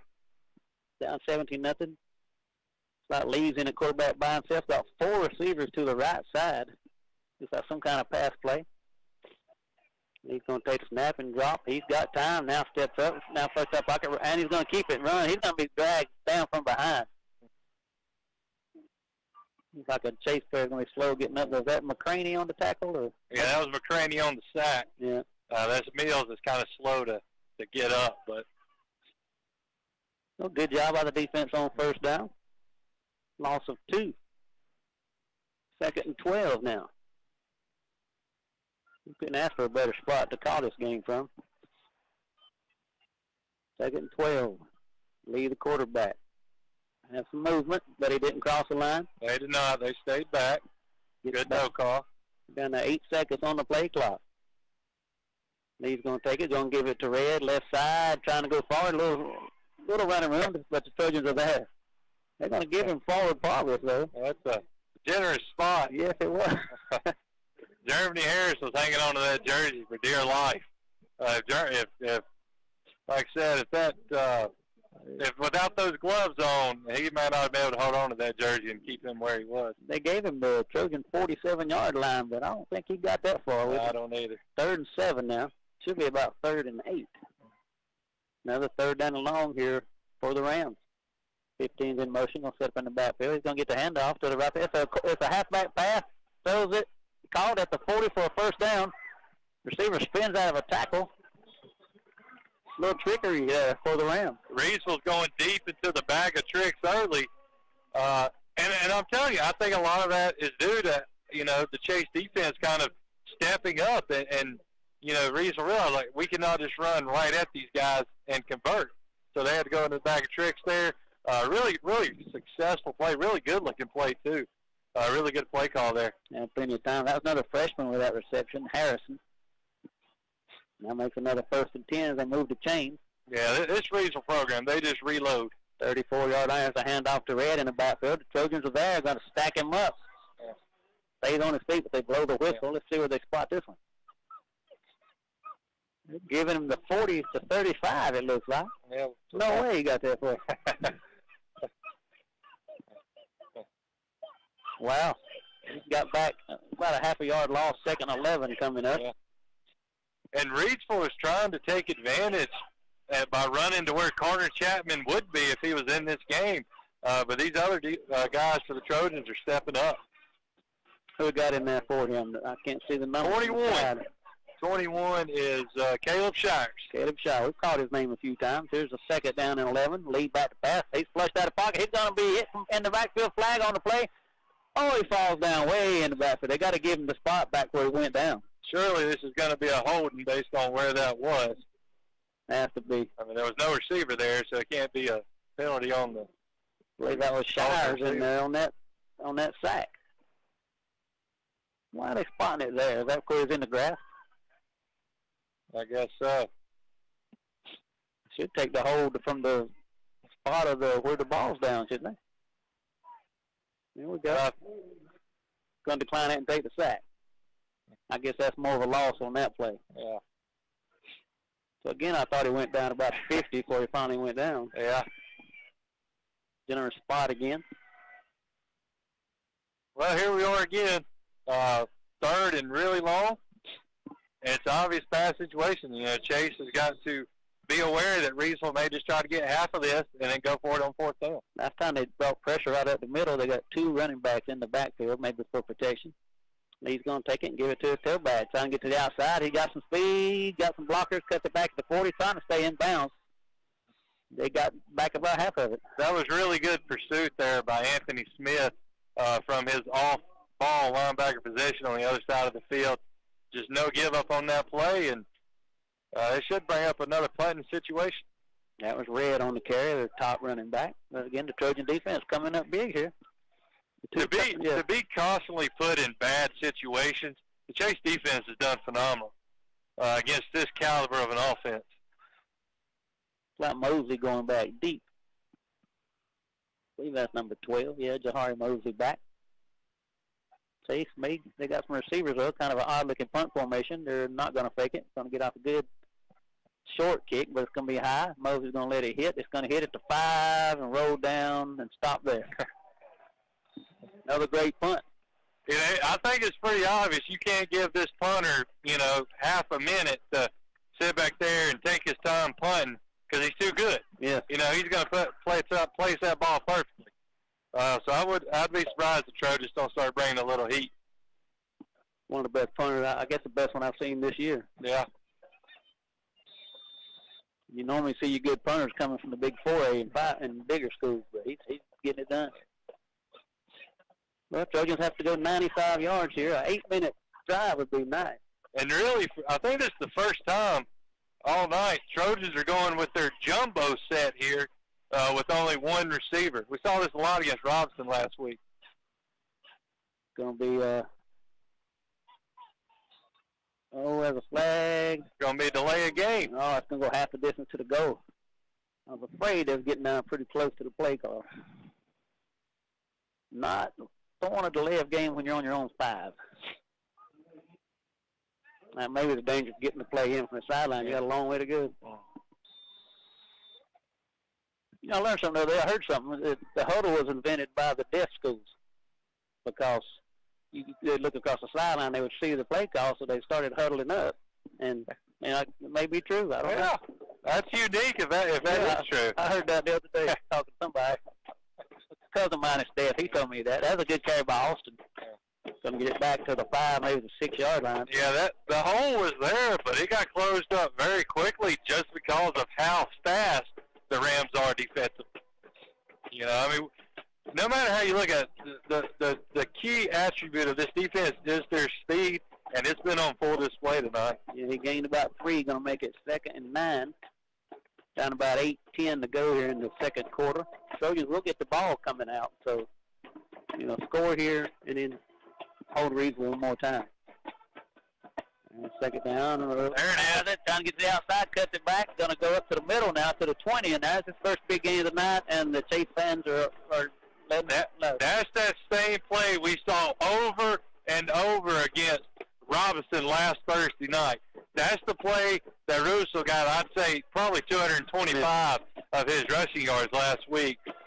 Good success there, and to get out of the shadow of their own end zone. Yeah, he had 200 yards just on touchdowns, I think we figured out last week. So that's a big first down. It is. First one of the game for the Trojans.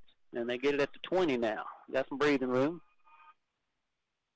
Russell going to be in shotgun with Austin in there. Going to fake it to Austin, go to the left side. Trying to break it. There he goes to the outside, cuts it back to the middle. He crossed the 30, going to be tackled at the 36-yard line. Once again, same play, just a little quarterback wraparound, pulling offensive lineman, Same thing we saw the near side on the last play. Now we're seeing to the field side. Trojans are having some success. This is going to build confidence for the Trojans. If they want any chance to get back in this game, that's what's going to have to do it. The running game, they're going to have to reinstill that confidence, reinstill that swagger, and go down and punch it in for a touchdown right here. Yeah, that's 2 plays of the offensive line of the Trojans won. If they can continue doing that here. 7 minutes to go. Russell again going to take the snap, going to give it to Alston this time. He has to go behind some linemen, but cuts it forward, and a flag on the play. That might be a face mask. I think that might be a hold because of how off balance that handoff was. It kind of forced some things funky, so I do think this is a hold. Yeah, it's going to hit the offense. I'm just kind of doing some wishful thinking there for a face mask. Going to stay first down. Like I said, once again, that holding was just caused by the poor handoff there. Brennan Austin got turned all the way around on that handoff. And obviously, that's going to make him widen out his run. It makes the defense widen out. And so it's a lot easier just to grab a hold of somebody that way. Well, it's a lot more than 1st and 20. 1st and 22 now. Maybe, see what you can get here on this first down, but we may have to wind up throwing it again. I mean, you got to take a shot here to DeRisma. I understand how good this corner is, but he's one-on-one. You got to give your best guy a shot. He's got a few inches on him, too. It's going to be, Rudolph again, going to be stacked up at the line. Had a hole over there for just a minute. Gets up to the 25, just across the 25-yard line. Yeah, number 11 for Reidsville, Aiden Mansfield. He's the reason that play could not go anywhere. Instead of playing out, he forced that back inside. Did a really good job there. Really good job at outside linebacker. You demonstrated that well, too. Yep. 2nd down, 22, only a yard gain on that. Like I said, I think this has got to be a deep shot to Grisma. If he doesn't win it, he doesn't win it. But I think you got to take that shot here. Going to drop back, looks. Going to be, goes it deep. There he goes down the side, has a man, has him beat. Just out of reach. Wilson tried to lay it up there and let him get to it, but he missed him just a 30-yard line. And there it was. DeRisma beat his man. If that ball's right in his basket, he's probably scoring. So just one of those missed opportunities there for the Trojans.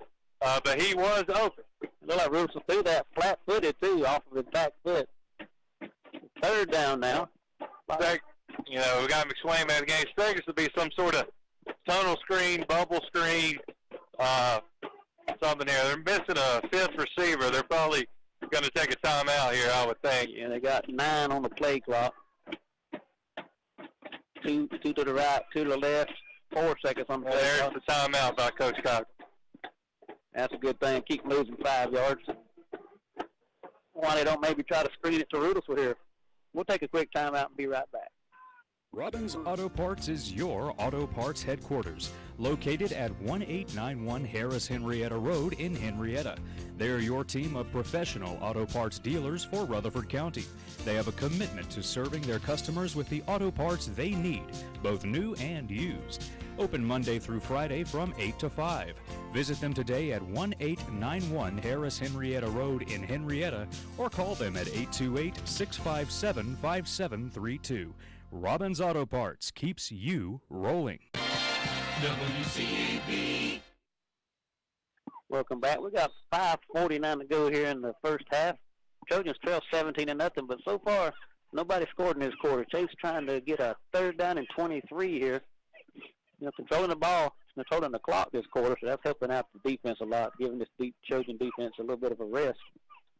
They've been in some tough situations here tonight, but they made some stops. So 3rd down, 23. McSwain in at quarterback. Yeah, the Rams, they're a little concerned now, I think, about DeRisma. So they're getting a little help here from the inside backer. Playing off the receiver a little bit. McSwain, little screen pass. It's going to be overthrows the receiver, dangerous pass. That was, and that's a shame because Dodd had a little running room. He wasn't going to pick up the first down, but he would have helped flip the field position a little bit. Defense holds after Chase picked up a first down at least out of that and ran some clock off. 5:46 to go. the Rams are going to get the ball back. Yeah, those are, example of two straight missed opportunities that you can't have in the third round of the playoffs against a team of this caliber. Deontay Neal and Flippin's going back. Clayshawn Flippin gets off a kick. Low line drive kick. It's going to take a Trojan bounce at the 50, roll down to the 45-yard line. 46, they're going to mark it. And the Rams have it. 1st and 10 with 5:36 to go. Trojans have to keep them out of the end zone here. I agree. Even if you just hold them to a field goal, you've got to find a way to only go down to half by 17. I'm sorry. You just can't go down more than that. I understand you get the ball first, but you can't get down by 4 possessions right now. You can't. Yeah, this Trojan offense is a team that's averaging about 40 points in the first half per game. So a little different for them, playing a much tougher team. Lee, the quarterback's going to be a shotgun. Looks over to defense, going to take a snap, going to look one man all the way down. The ball is tipped at the line. That was Brandon Kingery from defensive end position. It's what you're taught growing up. You can't get there, get your hands up. Really good job there. And it's a good thing he got his big paws up because number 6 for the Rams, he just ran a little hitch route. He was wide open. And, he could still be running right now. He was looking for that all the way. Didn't take his eyes off him. Did kind of a DJ Uiagalelei look, just one receiver. 2nd and 10 now. That's a bold move to break out a man with that last name. I don't think it's ever been pronounced that bad to pass. A screen pass set up, and it's intercepted. Trojans get it. Perfect read that time. Good job, Brandon Kingery. Hey, look, if they quit blocking you, there's a reason. It's not because they don't think you're good. He did a great job seeing that screen, backed up, kicked it off out of midair, and brought it back to the 31-yard line. Exactly what the Trojans needed when they needed it. Lee did not see him, so see if the Trojans can figure out some way to get in an end zone here with 5:24 to go. Kingery stepped right in front of that, almost like it was intended for him. This feels like a golden opportunity right now. Obviously, you want to score here, and then if you could find a way to score, not give up any more points, and then you get the ball to start the second half, then that entire conversation I just had a few minutes ago goes out the window. Exactly. 1st and 10. On the Ram side of the field, that's Turner McSwain going to run this one. Going to spin out of a tackle at the 30. Ball is on the ground. He was down. He was clearly down. Yeah. Umpire saying he's down. Good. Kind of an odd look watching McSwain run the ball. Got Rudolph in there at tailback. And I think that's probably why he ran it. Who's expecting that with Rudolph back there? I always got Rudolph so he can run it from that spot or he can throw it downfield. Maybe some kind of trickeration. But 2nd and 10 coming up. No gain on the play. We're down to 4:50 to go in the first half. And all Rams so far, but the Trojans are starting to get something going here. And McSwain going to throw it out to the Risma. Has one man to beat, but the play is made by the defense. Gain of about 3. Try to get him one-on-one. Normally he'll win that matchup. See, that was tough because he caught the ball coming back inside. He couldn't get it transferred to under his left hand, so he could use his right arm for a stiff arm, which made the tackle a little bit easier. 3rd down, 6. 4-down territory for the Trojans, I would say. No question about it. At this point of the game, it's definitely 4-down territory. Looks like McSwain's in that quarterback. He's going to give it to Rudolph. Right side, going to have a short hole, going to get across the 25 to the 24. Bringing up a short 4th down coming up. And here's the thing, Terry. You've built your entire season. Your success is built on your offensive line. The biggest game of the year for you so far, you've got to get 3 yards. If that's what you're going to put all your marbles on, you've got to get this first down behind that offensive line. Exactly. It is that simple. If that's your bread and butter, you got to go to it when it's most crucial. Got it back packed in. McSwain out of the game now. Rudolph to the quarterback. Got Austin in there. They're going to send the tight ends to the right side. Got some room on the left side if they can get somebody over there. Rudolph's going to fake it to Austin. Going to be stopped behind the line. Stays on his feet. Gets away. Going to get down at the 25. Couldn't escape the speed of the Rams. Tried to fake it to Austin. We've never seen him not be able to get to the outside before. No, that backside pursuit was too good. Reesville, they blew it up. they knew what was coming. An outstanding job there. And I'll say this: I'm not sure. I didn't catch who it was for Reedsville there. Whoever came in from the backside. But if he doesn't get there, then Riversville's possibly getting to the corner. So a really good job by the defensive lineman there for the Rams. Great read by the defense. 1st and 10, 3:13. Can the Trojans hold them out of the end zone here in this last 3 minutes and 13 seconds of the half? Lee's going to be in there. Going to give it to Red. Right up the middle. Going to be hit immediately after about a short gain. Maybe got 2 on that. They're going to get him to 30. They get some good spots there. They are. I think he got hit about the 29. Gain of 4. 2nd and 6 coming up. Clock down to 2:50. I think the Rams still have 3 timeouts. Trojans with 2. Says they have 1. I think that's right. They did get one on that inside their own 10 a while ago. Yeah, I know. I keep saying this. The defense got to find a way to get another stop here, especially with Chase getting the ball first. Lee's going to pitch it.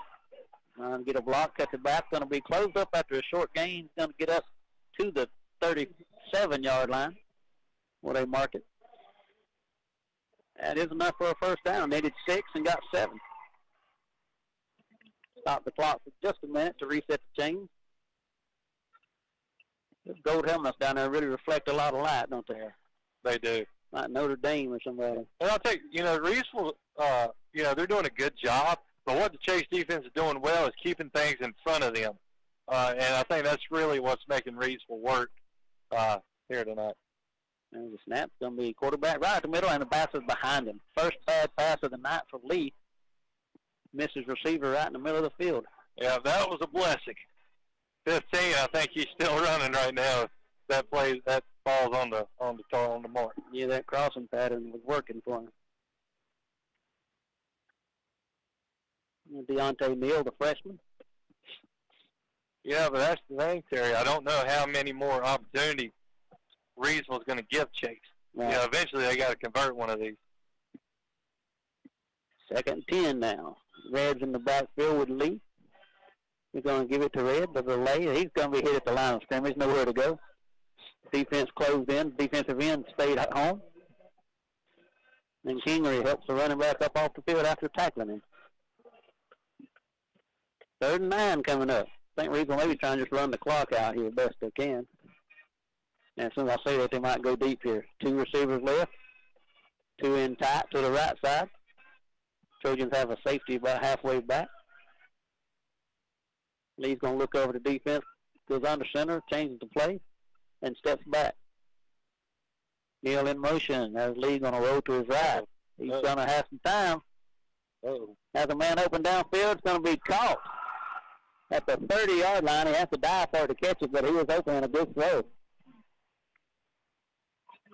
I thought Cade Davis had an opportunity to undercut that, but I don't think he ever knew where the ball was. Yeah.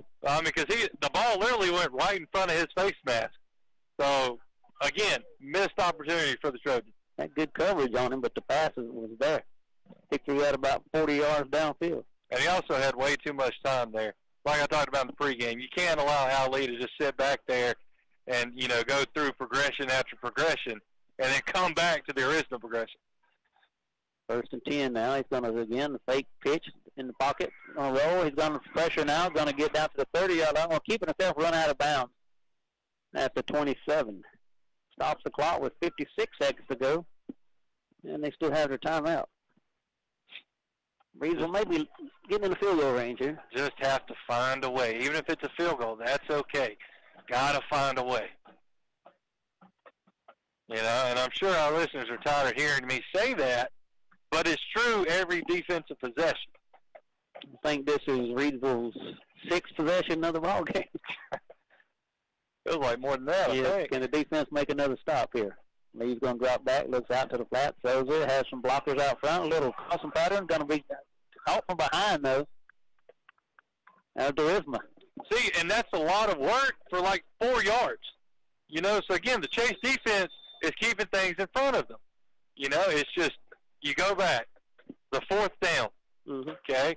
Just a perfect throw. There's no way to defend that. Next possession, Reedsville gets to start at the 25-yard line. It's hard to slow them down. Again, they get the field goal starting at the 9-yard line. The Chase defense has played extremely well. They're just not getting any help from the offense. Exactly. Next timeout called here by the Rams. 42.1 seconds to go. They're trying to maybe at least get into field goal range. They might be pretty close to it. We'll stay right here. 17-0 our score. The Trojan defense doing all they can right now to keep this thing close. Offense yet to get untracked. Yeah, it's like Maiden's up 21-7. East Surrey leads Monroe 14-13 right now. Try to get a couple more to get to load them real quick. South Point and Crest 14 all at the half. Burns is up 17-13 over Salisbury, also at halftime. There you go. Round of 16 going on tonight across the state. Winding on down. 42 seconds to go here before the half. Third down and about 2 for the round. Lee's going to, again, delay handoff. Going to be stopped short unless he got the stretch there to 20. Don't think he got it. It's going to be fourth and very short as the clock continues to run. Now we have a stoppage of the clock here by the official. Another timeout called by the Rams. Guess we'll take this one with them real quick. Be right back. Yourself a favor and stop by Scrappy's Food and Fuel. If you'd like a great hot dog or hand-breaded chicken tenders and onion rings or maybe a juicy hamburger, then your next stop should be Scrappy's Food and Fuel. Full breakfast served Monday through Friday from 6 a.m. until 2 p.m. You really need to check out their menu for other choices. The store is open till 8 p.m. Monday through Saturday for your favorite snacks and gasoline fill-ups. Scrappy's Food and Fuel is on the corner of Chase High Road and Highway 221. WCAB. Welcome back. We're winding down to halftime here. 30 seconds to go. Reedsville Rams lead the Chase Trojans 17-0. Pretty good game defensively for the Trojans so far here tonight. Offense still looking to get something going, but it's Reedsville ball. 4th and 1 from the 20-yard line. It's a short one. That's about the football distance. I just made the joke here. That's the old note card distance right there. And that's what it would be. 4th and 1. Maybe see a quarterback keeper here. And looks like the Trojans are going to take a timeout after they look over the offense and try to talk after the last one. Yeah, but they wanted to see what Reedsville was going to get into. My guess, they saw something in that formation they saw on film. Said, we're not ready to defend that. Take a timeout. We'll stay right here as they talk this one over, I guess. Again, it's been Trojans have turned it over twice, led to 2 scores. Led to a field goal and a touchdown. That's right, 3 times. Including that turnover on downs they just had. Yep. Like we just talked about, it's been more of Reedsville getting all of those, golden gooses, if you will. Like the perfect 4th down throw that you couldn't defend. The interception thrown right to them. The fumble inside the 10-yard line. The failed 4th down conversion. Chase is not being outplayed here. They're just giving it away right now. All of those bounces are going Reedsville way. They had the wide open to Risma down here, overthrown by a yard. So, like I said, it's those small things that make the difference in a game like this. All right, so here we go, 4th and 1. Can the Trojans' defensive line make a stop here? Lee's going to go from shotgun. He's going to give it to Red right at the middle for a first down. Picks up about 3. There's a flag coming in. I'm going to say a face mask because they're like there's anybody around. Yeah, runs the clock down to 25 seconds. Okay, the push going to be on the offense. Oh, another sideline warning. Well, doesn't that have to be a 15-yarder? Because how many sideline warnings do you get a game? I think he's going to mark something off on that one. Not sure. Is that? They're going to back it up at least 5. Let's see if they go for the 15. Aiding the runner, that's what they called. Did that not loss a down there? I guess it's not. No, because you just replay the down. Yeah, so now it's 4th down. Okay, so that was. It's the same hand signal as the sideline warning. I just assumed. 4th and 4 now. And they're going to wind the clock. You just got to keep them out of the end zone. if they go for the end zone here, the first down. They're going to run the clock down as far as they can. There's Lee back to pass. Goes to the end zone. Has a man there. It's going to be caught for the touchdown. No flag on the play. They caught it and they got it. That was number 8 on the reception, Jeremiah Red. Looks like. That's a tough one there. With 8.9 seconds to go. The Rams jump on top, 23-0, awaiting the extra point. You did, and he just did the one thing you can't do there. You cannot get beat over the top. Another perfect throw. You've got to keep everything in front of you in this situation. You know, it's stuff the Trojans have done all year. They're just not doing it tonight. Here's a kick. Kick is up, and it looks like it's going to be good. 8 seconds to go, 23-0 our score. That's a big one there in the sides of the Trojans. Yeah, I think that one hurts. That play is so similar to the touchdown Reidsville scored right before halftime last year that made it a 16. You know, it was 28-12 Reidsville.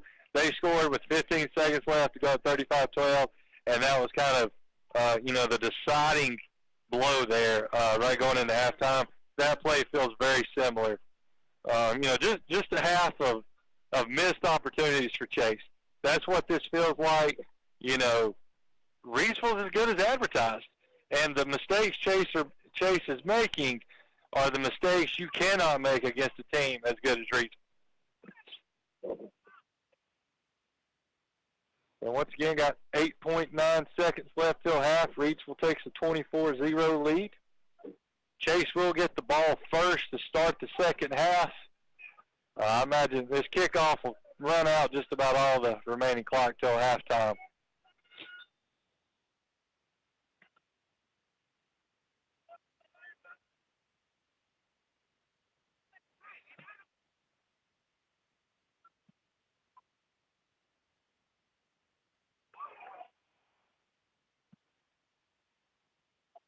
And it's a squib kick, and Chase fumbles it, and Reidsville recovers it, and they will take over at the Chase 36 with 4.9 seconds left.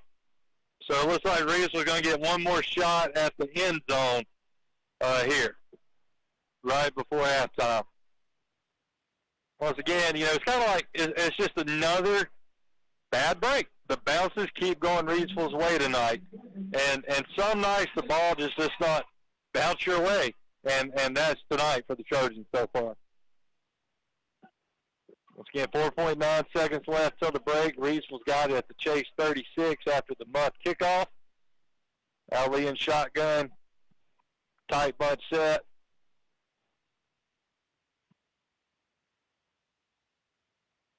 And Caleb Shires is able to bring Ali down on the scramble, and that's going to end the first half.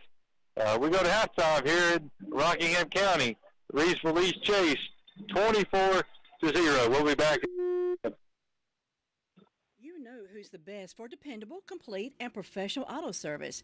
Tri-City Tire Service. Their years of experience and positive customer service shows. Tri-City Tire offers complete auto service and brakes, alignments, tune-ups, oil changes, and more. Under the same roof, Tri-City Outdoor Power Equipment. They handle mowers and power equipment by Red Max. Get your colored mulch, stone, Wolverine boots for ladies and men at Tri-City Power Equipment. Make it your one-stop shop. Visit Tri-City Tire and Tri-City Outdoor Power Equipment today at 221 Daniel Road in Forest City. The number is 287-8778. When your busy schedule means no time to cook, but the kids need their veggies, Wayne's Lunchbox has a solution for supper. With 5 different meat choices and so many vegetable sides to choose from, everybody will be happy. Me and my nephew love that broccoli casserole. And of course, lunchtime, along with hot dogs, hamburgers, and other delicious sandwiches, Wayne's has a smaller meat and veggie lunch menu. Open Monday through Thursday, 11 till 2, supper 3 to 7. Call on Wayne's for catering events. They're on East Main Street in Spindale. Order ahead at 828-395-2225. And Wayne's Lunchbox is now taking orders for Thanksgiving, so get your orders in. Bam! That's the sound of the Chase High Trojans pounding the lines. It's also the call letters of Brick and Mortar Marketing. Based in Rutherford County, BAM LLC is here to serve local retailers, even schools and churches, with on-site event support. With spin-to-win wheels, popcorn machine, our 8-foot inflatables Handy Randy and Barbecue, and MC and Facebook Live video support, BAM LLC can help make your event memorable. And be sure to watch for Bam Bam, the little truck that could, at the Forest City Christmas Parade, Sunday, November 27th. Share your photo of Bam Bam on our Facebook page for prizes. Call 713-9061 today. Go Trojans from BAM LLC. Let Kohl's Carpet and Floor Covering go to work for you. They offer quality products like Shaw, Mannington, Bruce Hardwood Floors, and many more. They have a great selection of in-stock merchandise to choose from. You always get excellent service and professional installation. Call 828-248-2095. Kohl's Carpet and Floor Covering on Chase High Road in Sandy Mush. WCAB. Those plays kill you. You cannot give up the touchdowns on fourth down, and you can't have 4 turnovers in one half of football against the number 1 seed. So not the first half the Trojans wanted, not the first half the Trojans needed. They will get the ball first to start the third quarter, and it almost feels like they have to score on that drive once we get back. Right now we've got the Reidsville band performing on the field at halftime. Once again, it's Reidsville 24, Chase 0 here at the half. Terry, what did you see anything different what I'm seeing in the first half, turnovers and the fourth down touchdowns Trojans gave up? Good teams take advantage of opportunities, and Chase just haven't had any opportunities. And Reidsville has. They got the short field, 3 times? And, Yep. and you don't see a lot of fourth down touchdowns, but they've got 2 of them tonight. And then that drive that the Trojans got the interception and started inside the 30 and they went 4 and out, that just seemed like it completely killed the momentum for the Trojans. You know, that was really the first time tonight that Chase fan section over there went crazy. Right. Felt like they needed a score there. There's lots of things we could talk about. To me, it feels like, Reidsville, are they 24 points better than Chase? No.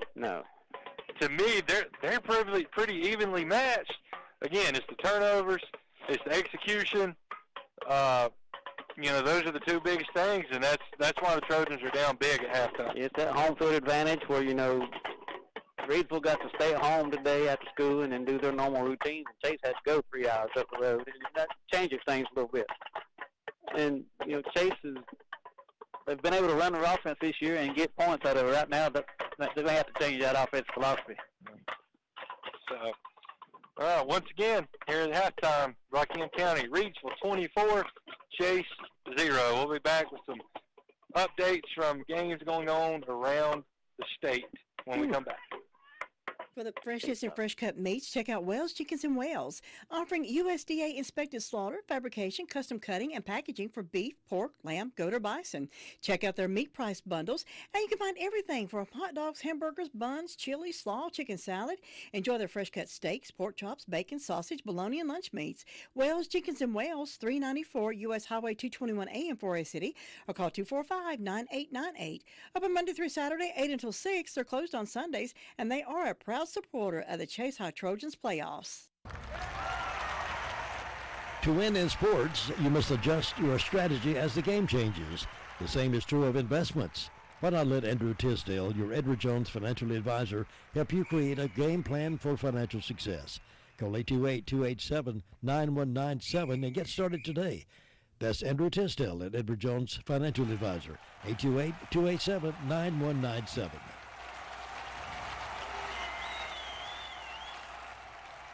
Stop in and visit Tanya and Rose at Foothills Family Hardware Store.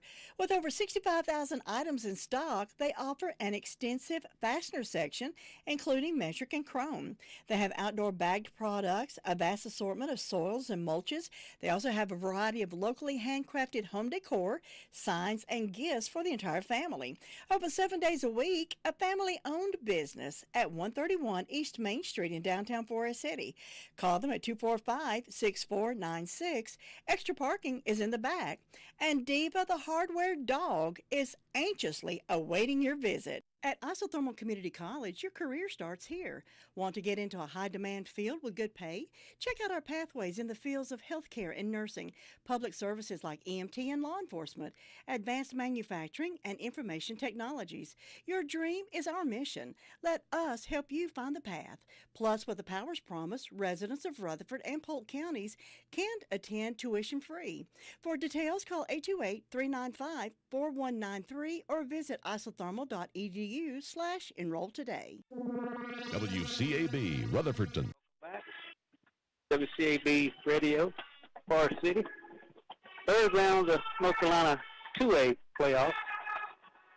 Picked 18 together for the end of the halftime presentation. We got the band on the field playing. Trojans down 24-0. It's easy scores for the Reedsville Rams. Chase defense made it tough on them, but they got, like you said earlier, 2 fourth-down touchdown passes. Both of them were beauties, and then they scored on a short field a couple of times. Trojans have to come out and score on their opening drive and make some more stops. Defense has been pretty strong tonight. It's looked good for Chase. They've given up 24, but you can't blame that on the defense. They made stops when they needed to, except for those 2 fourth-down plays. You got some score up there? I do. We got Gaffney up on Burns, 20-7. Burns 17, Salisbury 13. Down South Carolina way, a bit of a shocker. Powdersville leading Daniels 21-14. Looks like East Surrey Monroe tied at 21. Let's see, working on a West Henderson score here. Eastern Guilford leading West Henderson 22-10 at the half. So that's a bit of a shocker to me. I thought I didn't think West Henderson could be held to 10 points in a half. So really good job must be by the Eastern Guilford defense tonight. Maiden's up 24-7 on Bunker Hill, and it looks like Dutch Forks on Spartanburg 35-7. Wow, that's a shocker. That score. That game was close first time they played this year. I think Dutch Fork beat them by 2 or something like that. Drone leading Thomasville 13-7 at the half. See if there's an update on Burns here. No, 17-13 is the last. Looks like they went halftime right after that. So that's kind of a runaround right now. Let's see if I can find a Kings Mountain score real quick. Great performance there by the Reedsville band. That their drum line was putting on a show. Now they're coming back up to take their seat in the stands. And again, small crowd here tonight, I would say, for Reed. Maybe they just come out for the semifinals and the finals. Staying at home on this cold night here tonight up in Reedsville, North Carolina. Temperature, I guess, is around 30 now, 32. That's when you know you've been spoiled as a sports fan. Yeah, you don't come out for the third round. Don't pack the place out. It's kind of a shock. Yeah, I cannot find. Oh, wait a minute. Time out. Let's see. Wow. Let me see if this is up to date. West Charlotte 12, Kings Mountain 7 at the half. That's a shocker to me. I didn't think West Charlotte's defense could keep Kings Mountain down. Maybe some turnovers in that game. You know, it's cold out there. Well, the coldest night of the year, I guess. And they're saying next Friday it's supposed to be in the 60s. So who knows?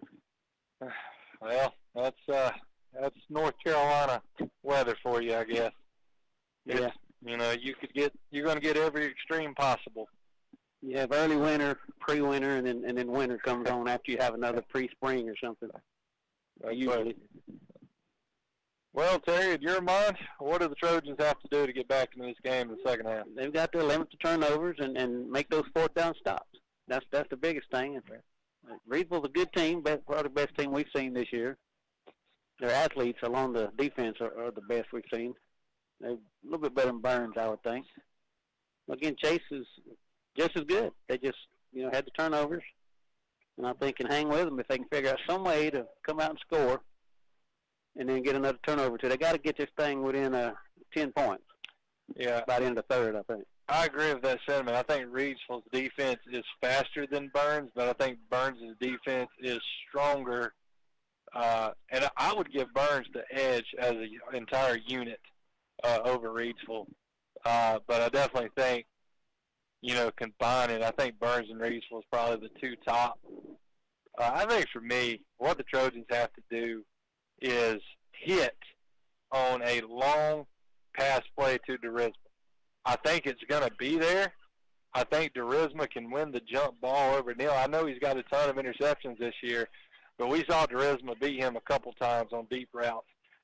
I think Chase has to find a way to connect on that. Defensively, you just got to keep doing what you're doing. You cannot get carried away with the big plays offensively and start giving up big plays defensively. Right. To me, this game is certainly not over.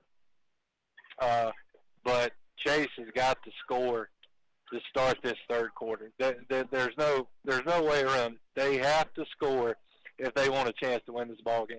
I think if Reidsville gets a stop, Reidsville gets another score, I don't think there's any way the Trojans come back from that kind of deficit. Yeah, I think Chase has to hold Reidsville to 24. I don't think they can give up another score. One at the most, I think, but I think 24, and they got to get 28-24 win would be great here tonight. And I think what Reidsville's done that's kind of thrown everything out of whack for Chase is what they've done on special teams. They've not allowed the Chase kickoff return unit to do anything. Right. That's one of the things that helped make the offense so, successful is the Chase kickoff return. They've been the best we've seen all year. And, I don't even think it's really close. Right. They're always able, just about, they're either going to run it back, they're going to put the ball at the 40, the 50. One of the things, they're going to be in opponent's territory. They're going to have a short field. Reidsville's taken that away, and I think that's taken away some of the momentum the Trojans, gain offensively. That's a good point. So I think that's played a huge role that's not going to get talked about enough, but I think that was a huge deal with Reidsville doing that. You can hear the Trojan fans across the field behind their team, get them that support, pulling for a big comeback here. And that's really what makes the Chase community so special. We thought, look over there at those visitor bleachers. They are pretty much full. For a small town community like Chase, there are no, metropolises in Rutherford County. For them to come out, show the love, the support they have for the Trojans on a 3-hour drive on a cold, cold night, that says so much about the heart of that community and the faithfulness of these Trojan fans. So you love to see it. Yeah, I noticed on Facebook a guy had a 7-passenger van. He was willing to load that up with people and then make the ride up here. He was heading up here with that, and I don't know if he got it filled up or not. I started to ask for a ride myself. I didn't know what time he might get here, so played it safe. That's it. I left about 1 o'clock today. Got here early. You never know with traffic, but you don't. Hopefully I can get home at a decent time. Yeah, we felt like we got pretty lucky with the traffic coming up tonight. It was not crazy, so it wasn't bad. Wasn't a bad ride at all. Right. Now I will say this: about 2 hours and 15 minutes in, I was ready to get out. Because once you get so far, you get on the back country roads there for the last little bit. Yeah, I don't mind the ride in the daytime. It's that ride home at night in the dark, and you can't see anything, nothing to look at except your dashboard, and that's it, and the lights in front of you. That's the kicker here, kicking from the 40 on the warm-up, and he's nowhere near an extra point there. I think he's just getting that leg loose for this kickoff start there, because he's, now granted, he's not kicking it 40 yards on the kickoff. He's kicking about 20. Right. Let's see if he puts a little more into this and everyone. We've got about 45 seconds left. I think they've already reset the clock, haven't they? They have. We went through this 3-minute spell, so we're going to be ready to go here in about 40 seconds. So we're going to take a quick break here from sponsor. We're going to come back with the second half kickoff.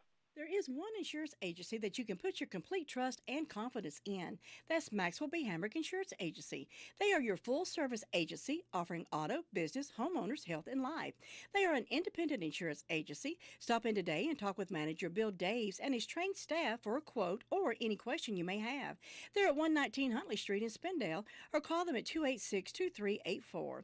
Maxwell B. Hamrick Insurance Agency, your local hometown insurance agency, serving one satisfied customer at a time. More music, WCAB. All right, we're back here about ready for the second half kickoff. Our score is Rams 24, Trojans 0. A lot closer than that score says. Like I said earlier, in case you're just tuning back in, 2 fourth down touchdowns for the Reedsville Rams. Turnovers on downs once for the Trojans, 1 interception, 1 fumble. Brian Kingery got an interception for the Trojan defense. Chase unable to capitalize on that from about the 30-yard line, and that's been the difference in the game. Defense, turnovers, and fourth down scores. Now we're going, Trojans going to be going left to right on your screen if you're watching on the high school network. Rams have been kicking the ball kind of short, so let's see who the Trojans put up. Back deep, it looks like they got a couple of guys. Tavon Derisma over on the 30 on the far side of the field. They've been kicking it that direction. Let's see if they change a little bit. Kicking from the left hash. They might do the same squib kick they did then in the first half. Would not be surprised to see it. I don't think they're worried about Chase driving down the field. I don't either. Let's see. Actually going to kick a line drive kick. Going to go out of bounds. That might be a big break for the Trojans. Go out of bounds at about the 27, 28-yard line. They go to the 35 or 40 in high school. I think it's the 35. I think it's the 35 also. Well, 40s in college and pros, isn't it? That sounds about right. Yeah, they're going to put it on the near side of hash at the 35-yard line. So decent field position. Let's see what the Trojans have changed here. Are they going to come out with a different look? Brennan Austin in there at tailback. Looks like McSwain, the quarterback. Going with a 4-receiver look, not something we saw a ton of in that first half. When we did, it was usually a quick tunnel screen, bubble screen, something to get the ball out of McSwain's hands early. I don't think they're going to give Derisma a chance to go one-on-one the rest of this night. I don't think so either. They got him covered right now. McSwain looking for the knockdown at the line, caught by McSwain, so he has to run the ball now. Can he pick up anything? I guess that goes down as a completion. Yeah, well, he did a great job of just getting back to the line of scrimmage there. Defense got a hand up, knocked the ball right back to the quarterback. You see that every now and then. Got back to the line of scrimmage, so 2nd and 10. I think McSwain had to think a minute what to do with the ball once he caught it. That's a completion to himself. Like backyard football where you just throw it up in the air. And I'll tell you the truth, Chase has allowed this Reedsville defense to play with a lot of emotion and get the fans involved, and I think that's kind of driving them right now. 2nd and 10. And it's going to be Austin. Brennan Austin looks for a block, going to head forward to the 40, 42-yard line. I say they're marking the ball ahead for the Rams, and they mark it back a yard for the Trojans. I guess that's hometown officiating. Going to mark that at the 42 or the 41 before they're going to finally put it down. Yeah, he definitely got to the 42 there. 3rd and 4. That's a lot better third down situation for Chase. They need to go down the field and not go 3 and out here on this initial drive. Swain's going to look to the sideline. It's probably going to be 4-down territory from here on out. Yeah, on the near hash. Austin's going to go left side. A little bit of switching on the defense. McSwain looks downfield. He flushed out the pocket. Going to try to get something out of nothing. Going to go down to 40. Loss of a yard on the play. Pressure came from all sides that time. This defense so quick for the Rams. Haven't seen Chase struggle offensively like this the entire season. And the punting team's coming out. And really for the first time all season, there's been a lot of hesitation by the Chase quarterbacks on pass attempts to just tuck it and run. Yeah, that's a good point there. They normally everything clicking on all cylinders. The freshman Neal's going to be back. This little kickoff is going to be a good one. Going to hit it to 25, roll it across the 20. Neal's getting near the ball as a freshman. He's probably going to be taught not to do that. That could have bounced up and bounced off from easy, but it's going to be down at the 17-yard line. Rams did bring a little additional pressure that time. It was picked up by the Trojans. So here we go. You know, we're back to the same sentiment that we had for the entire second quarter.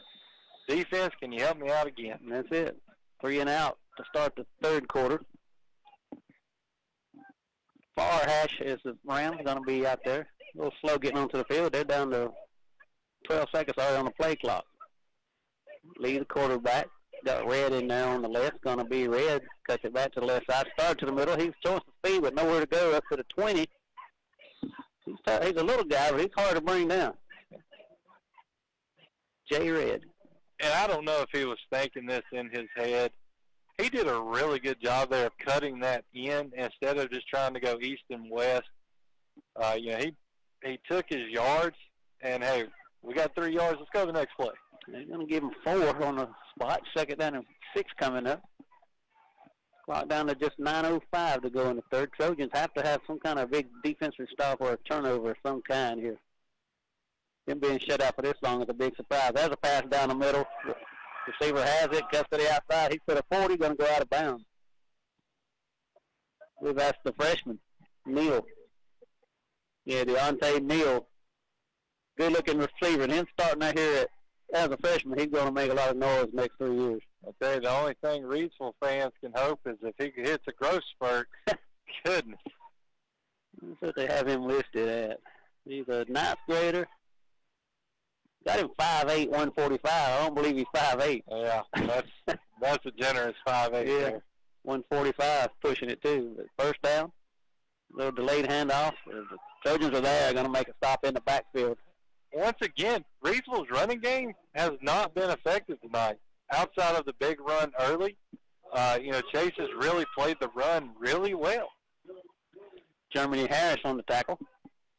Coming up to make the stop at the line of scrimmage. Actually a 2-yard loss on the play. 2nd and 12 coming up. So first down, the Trojans are winning the battle. It's that 4th down that's killing them. 2nd and 12. Big mismatch here on the near side of the field. Quarterback. The ball slips out of his hands, I believe. A little pump fake, and the ball came out. Goes as an incomplete pass. I'm not sure if he was trying to hit that little slant again, I believe. I don't know if a Chase defender kind of popped in that throwing lane and made him rethink it. See that very often. The Tom Brady rule almost if he'd have been in the grass. 3rd and 12. Can the Chase defense make another stop? We can only hope. Big 3rd down play coming up. That field side, there's a lot of grass over there. It's in Neal in motion. Got 4 receivers to the right now. It's a quick pass. Looks downfield. Has some time. Now he's rushed out. Going to tuck it. Now he's going to run for it and step out of bounds well short of the first down. When we see Chase have success against passing down, it's because of the pass rush. It got back there again. It forced Lee. He wanted to go right. It forced him to come all the way back to his left. And credit to the back end of the Chase secondary. Held up, forced him to run out of bounds for a short game.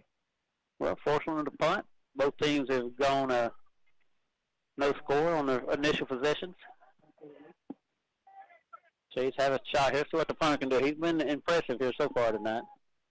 Chase maybe sending a little pressure. No, they're going to set up a return. And this ball's going in the air for a long time. Fair catch called for. At the 23, 22, they're going to mark it. That's Germany Harris. You know, this punter, number 9, let's see, his name is Devin Shrike. He's not a guy that's going to boot it 45 yards, but he does not allow any opportunity for returns with his hang time. That's some of the most impressive punting that I've seen on the high school level from a hang time standpoint. Exactly, me too. 1st and 10 now. Got Ruefel back in at quarterback. He's been held in check pretty much 2.5 quarters now. He's going to keep himself nowhere to go. Going to try to go nowhere. Oh, he's hit hard, too, in the backfield. That play just never developed for him. It did not. And I believe the defender on that edge, he might be a fan of Triple H in the WWE because that was an old-fashioned spine buster. Yeah, it was. And about 50 pounds on him, too, at least. And that's the one thing you can't do there if you're a rooter, so you cannot just stand still and get caught in the mud. Got to make a cut and go with it. 13 passes. Oh, it's wrong. Might have rushed that just a little bit, get a little pressure from the backside. He did. He definitely rushed that throw, did not steady his feet. He was actually, he was turned sideways when he threw it, and he was jumping back towards the end zone. Third down now and 13. Well, that defense is taking over this ball game. Play clock running. Not sure. At this point, why not take another deep shot to Derisma? They're giving you the opportunity. Yeah, it's there. Let's see. There's another quick slant pass to Derisma. Oh, he's hit immediately. Good read by the defense. Nowhere to go. Just a short gain on the play is going to make it fourth down, and the Trojans going to have to punt this one away with 7:10 to go. It was a short play, but once again, that was all because of a missed block. Had it set up perfect except for the block. Neal going back deep for the Rams. And also, I believe that's a Widerman. That's number 1. That's their main guy. That's what's his name? Yeah, that's flipping. There's a kick. End over end, but it's going to get some carry to it. It's going to hit at the 49, bounce across the 50. Neal almost touches the ball. Again, that's a lesson he's going to have to learn, I guess, the hard way. Going to roll down to the Ram 40. Neal just don't want to get away from the ball. He's a playmaker, I guess. He is. 6:34 to go. Trojan defense doing all you can ask them to do tonight. They have. They've gone above and beyond. For a quick update, Monroe takes a 28-21 lead on East Surrey. That's a close one. First down. Can the Chase defense continue to keep this Reedsville team out of the end zone here, other than fourth down? Doing a good job so far. You have to credit this defense for all they've done so far tonight. Yeah, I feel like Reedsville is going to walk away impressed with this Chase defense and how they held up. And you hand off to Red. He's going to get just a short gain, hit it to 40. Got back to the line of scrimmage. But again, they're just going to give him a yard on the mark. And really, you cannot be upset with the way the Chase defensive line has played and how the linebackers have done against the run. You know, I mean, for the most part, they've made Reedsville one-dimensional. And so, really, well on 100 yards on the ground. Really good job by the Trojans defense. And Lee going to roll, moving pocket to the left. He's going to be rushed out of the pocket. He's going to go, throws it away. That's got to be grounded. Well, number 6 was there. He was. He did almost complete that one. His tailback kind of saved the day there. Red out there in the vicinity. And it's official. Monroe has knocked off East Surrey. So the Red Hawks get revenge on the Cardinals, who actually knocked Monroe out of state playoffs last year. Once you get in these later rounds, there's a lot of rematches from the year before. And once again, that was that same levels concept. They run to the right side of the field earlier. They tried it to the near side this time, and Chase did a better job defending it. 3rd and 10. Lee back to pass, looks downfield. He's going to be flushed out of pocket. He's going to be caught from behind. Brandon Austin. He's really good from that outside linebacker spot. Yeah, I don't know what else you can say about this Chase defense other than just continuing to brag on how well the front has played. Exactly. I really feel comfortable saying that both of these defensive fronts have played stellar tonight. Absolutely stellar. They have made both teams' offensive lines look not very good. Back to punt again, the Rams. Jahari Mosley back at the 35. Will he get a chance to return this one? It's a good snap. Plenty of time. Gets off another high kick. It's going to carry. Mosley's going to let this one go. It's going to hit. Bounce inside the 25. Going to roll down to the 23-yard line. Another great punt. And you know, Marquise McCombs has been out since about week 5, but he could have been a difference in this ball game tonight with his Chase defense playing like it is. I agree with that. You know, to me, this is really the first time all year that you say, wow, I can tell Marquise McCombs is not out there. Right. You know, he just adds a different element to this Chase offense. He does. I mean, like we talked about, you know, when he was injured, he had 13 touchdowns on 39 carries. That's one every 3 times he touches the ball. You know, you just don't replace that. No, you don't. You know, it's like it's the first time he's really felt. There we go. Rudolph's going to give to Austin nowhere to go. And that defensive front, again, getting that push into the backfield. Yeah. And also, they're selling out against the run. It's that simple. Reidsville is selling out against the run, and it's worked brilliantly tonight. A single coverage here on Charisma. Russell's going to try to get outside. He's skipping around, nowhere to go. Can't find the hole out there and not hitting it as quick.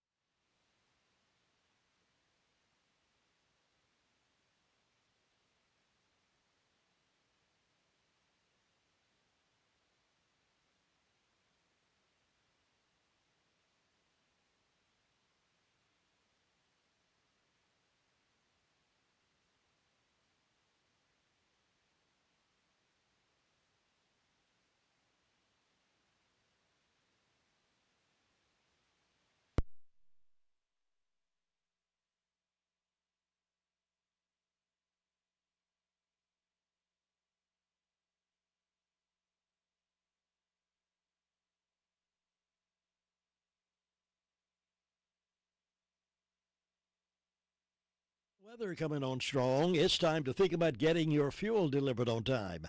Depend on Phillips and Loring Fuel Company. Phillips and Loring Fuel Company can be your cold weather friend with propane, fuel oil, and kerosene delivered when you need it. 2 locations to serve you, 2379 Harris Henrietta Road, Mooresboro, and 421 South Alabama Avenue in Chesney. Phillips and Loring Fuel Company, cheering Chase Trojans on to victory. Robbins Auto Parts is your auto parts headquarters, located at 1891 Harris Henrietta Road in Henrietta. They're your team of professional auto parts dealers for Rutherford County. They have a commitment to serving their customers with the auto parts they need, both new and used. Open Monday through Friday from 8 to 5. Visit them today at 1891 Harris Henrietta Road in Henrietta or call them at 828-657-5732. Robbins Auto Parts keeps you rolling. This is WCAB Rutherfordton, 590 AM and now on FM at 100.9 FM. Do yourself a favor and stop by Scrappy's Food and Fuel. If you'd like a great hot dog or hand-breaded chicken tenders and onion rings or maybe a juicy hamburger, then your next stop should be Scrappy's Food and Fuel. Full breakfast served Monday through Friday from 6 a.m. until 2 p.m. You really need to check out their menu for other choices. The store is open till 8 p.m. Monday through Saturday for your favorite snacks and gasoline fill-ups. Scrappy's Food and Fuel is on the corner of Chase High Road.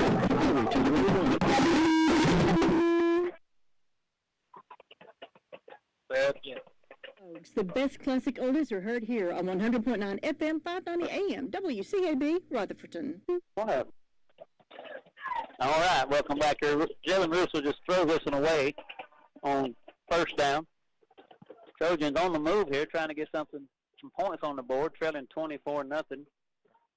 Not sure when we lost everybody, but Trojans have had a couple big connections to Charisma, and it's helped them get down to the Reidsville 31-yard line. And it's second down and 5 from the 30. Russell, the quarterback. Ball's on the ground. Russell picked it up. Has to escape one guy. Can he get to the outside? Breaking the tackle. He's not going to get there. Ball falls on the ground and picked up by Austin. They're not going to let him advance it. 2 fumbles on that play, and the Trojans still able to keep the ball somehow. Like a bad snap. Russell dropped it, picked it up, tried to make something out of nothing. loss on the play of about 7 yards, 2 yards, 3rd and 7. Riddles was able to get back a couple of yards after the fumble. Fumbled it on the ground, and Austin picked it up, but that ball was blown dead. So 3rd down and 7, 3rd and 8 coming up here. Trojan may have something going. Riddles was flushed out of the pocket. He's going to be hit, sacked. Big loss on the play. Just speed. I thought Riddles was going to be able to get away, but the speed got to him on a big loss on the play, bringing up 4th down, and Trojans have to go for it here. And Chase really did Reidsville a favor because Turismo once again had one-on-one coverage, and he beat Neal off the ball again, but just never even looked this way. Yeah, he was on so much pressure, he didn't have time to look this way, did he? He tried to get away from it. Speed from that defense of the Rams just too much. 4th and 18 coming up. Looks like they're going to bring a little pressure. Riddles will drop the ball again. It's on the ground. He's going to be flushed out of the pocket. And trying to get to the corner and throws it downfield. Has a man down there. Ball's up for grabs. Missed time to jump, incomplete. He did. That was Zach Frazier. He was open down there.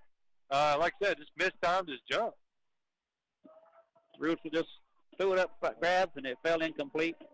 Yeah, it looked like Riddlesville took his eye off the snap. Taking a little beating out there now, getting off the field slowly. Yeah, and I think that Reidsville has done a fabulous job of making the Chase quarterbacks uncomfortable tonight. Both of them, yeah. That's been the biggest thing. You know, in the back of their mind, they're thinking, if I throw it downfield, they've got 24 interceptions. I've got to try not to do that. And so far, they've only got the 1. And in reality, when they've thrown it downfield, Chase has had the success. Their receivers have been open. Lee, the quarterback, trying to put a little icing on this cupcake. And it's going to be Red with the carry. Left side, studies back to the middle. Stutter steps a little bit, picked up about 4 or 5 on the carry. First time we've seen him carry right at the middle like that.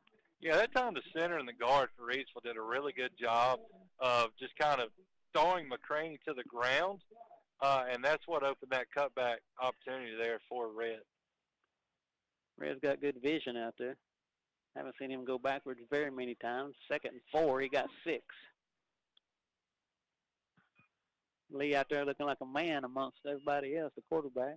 He's going to take this one, going to give the Red again. He's going to keep it himself, throws it out in the flats, caught at the 50, and a good tackle. But just short of the 1st down, I believe. It depends on the spot. Just come up a little gimpy on that one. That was Isaiah Dodd. Yeah, I'm not sure if he might have took you don't want to speculate. Not sure if it was a knee to the helmet, a foot to the helmet, foot to the shoulder, knee to the shoulder, something. He was tackling a much bigger guy on that one. Really good job by Dodd there. Was a good open field tackle. I guess we'll tend to him. We'll get another word from our sponsor here real quick. Come back and join us for the last 22 seconds of the 3rd. Complete and professional auto service. Tri-City Tire Service. Their years of experience and positive customer service shows. Tri-City Tire offers complete auto service and brakes, alignments, tune-ups, oil changes, and more. Under the same roof, Tri-City Outdoor Power Equipment. They handle mowers and power equipment by Red Max. Get your colored mulch, stone, Wolverine boots for ladies and men at Tri-City Power Equipment. Make it your one-stop shop. Visit Tri-City Tire and Tri-City Outdoor Power Equipment today at 221 Daniel Road in Forest City. The number is 287-8778. WCAB. Back to action here. 24-0 our score. The Reidsville Rams, home of state championship after state championship. They had at one point from 2007 to 2009 won 55 straight games. They went 16-0 in 07, 16-0 in 08, and 16-0 in 09. Wound up winning 55 straight. So they finally took a loss in that 2010 season. I couldn't imagine what that's like, taking that first loss after 55 straight wins. Amazing, Coach still had a job. I mean, they probably didn't know what to do after that and just sit here for a little while thinking, what is that? You know, there's probably players on that team that didn't lose a game. They're saying, I did not know that the other team's score could be higher than ours. That's right. That's not football. Dodd's walking off the field now, being helped by the trainers, and hopefully he'll be okay. We're getting ready to go here on 3rd down and 2. Ball right at midfield, near hash.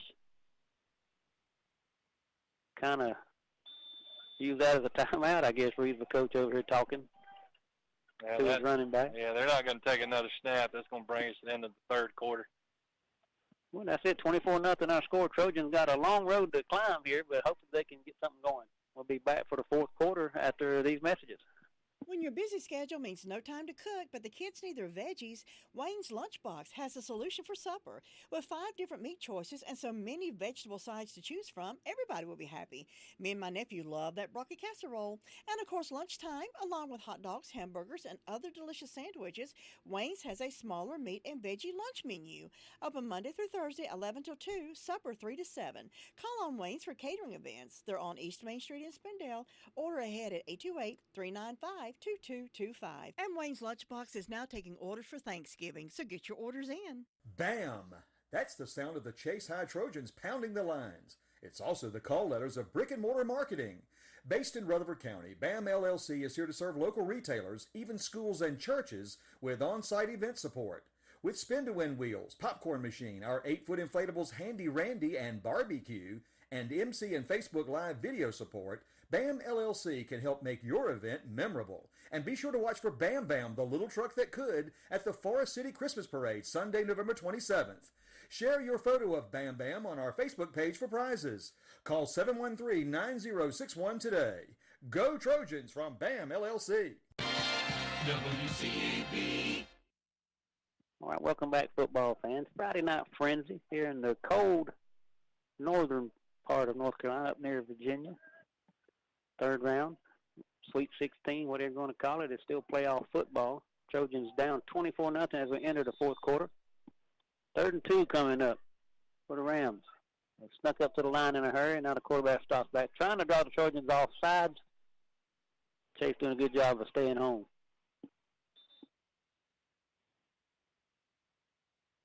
Reeves going to take a timeout. Didn't get them to jump off sides, so now they're going to call another play, I guess. A couple score updates. South Point 21, Crest 20. Whew. Burns still leads Salisbury 17-13.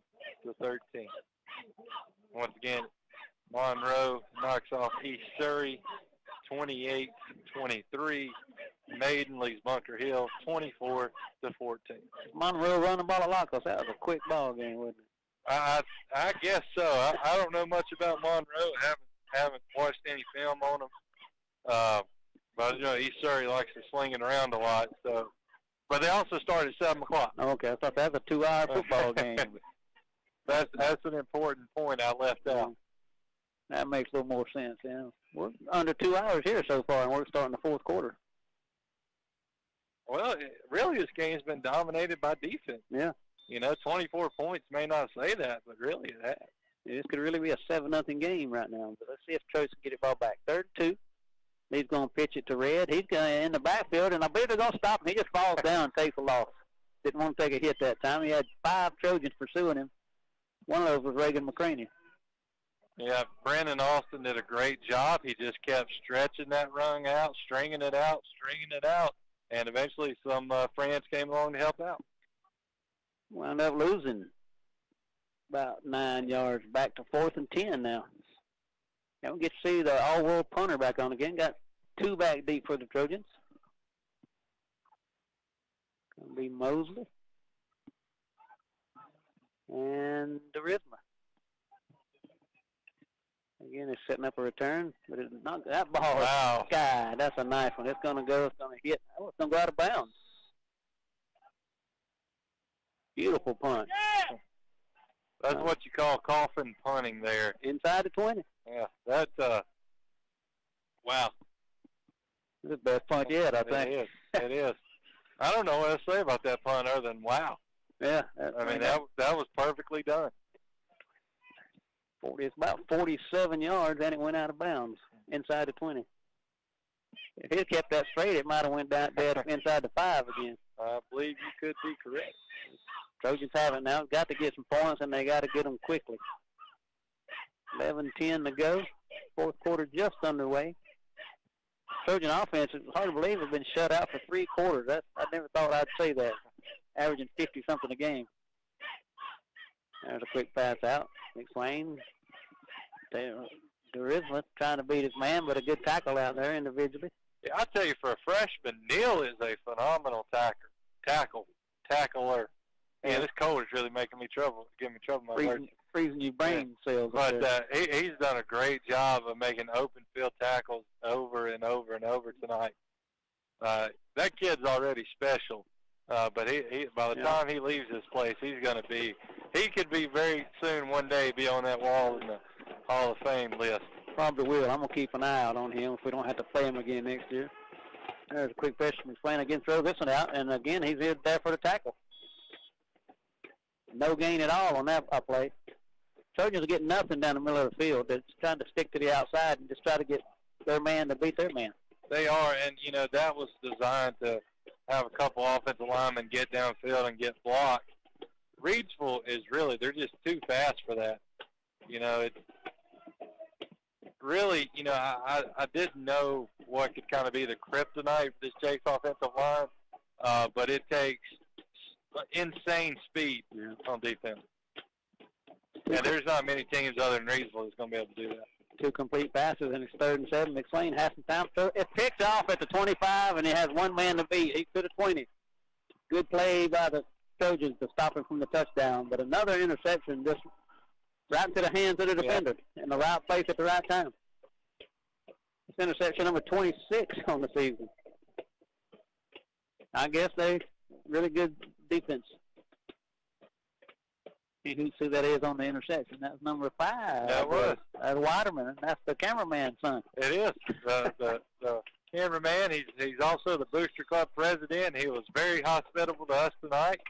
So thankful for his hospitality for us tonight. That's his kid. His kid's not only got a touchdown tonight, now he's got an interception. So I know he's a proud dad tonight. Here's a defense with their backs to the wall again. 1st and goal from the 10. He's going to give it, going to look to the end zone. He's going to scramble around, nowhere to throw. He's going to be tackled for a loss on the play. Again, great first down defense by the Trojans.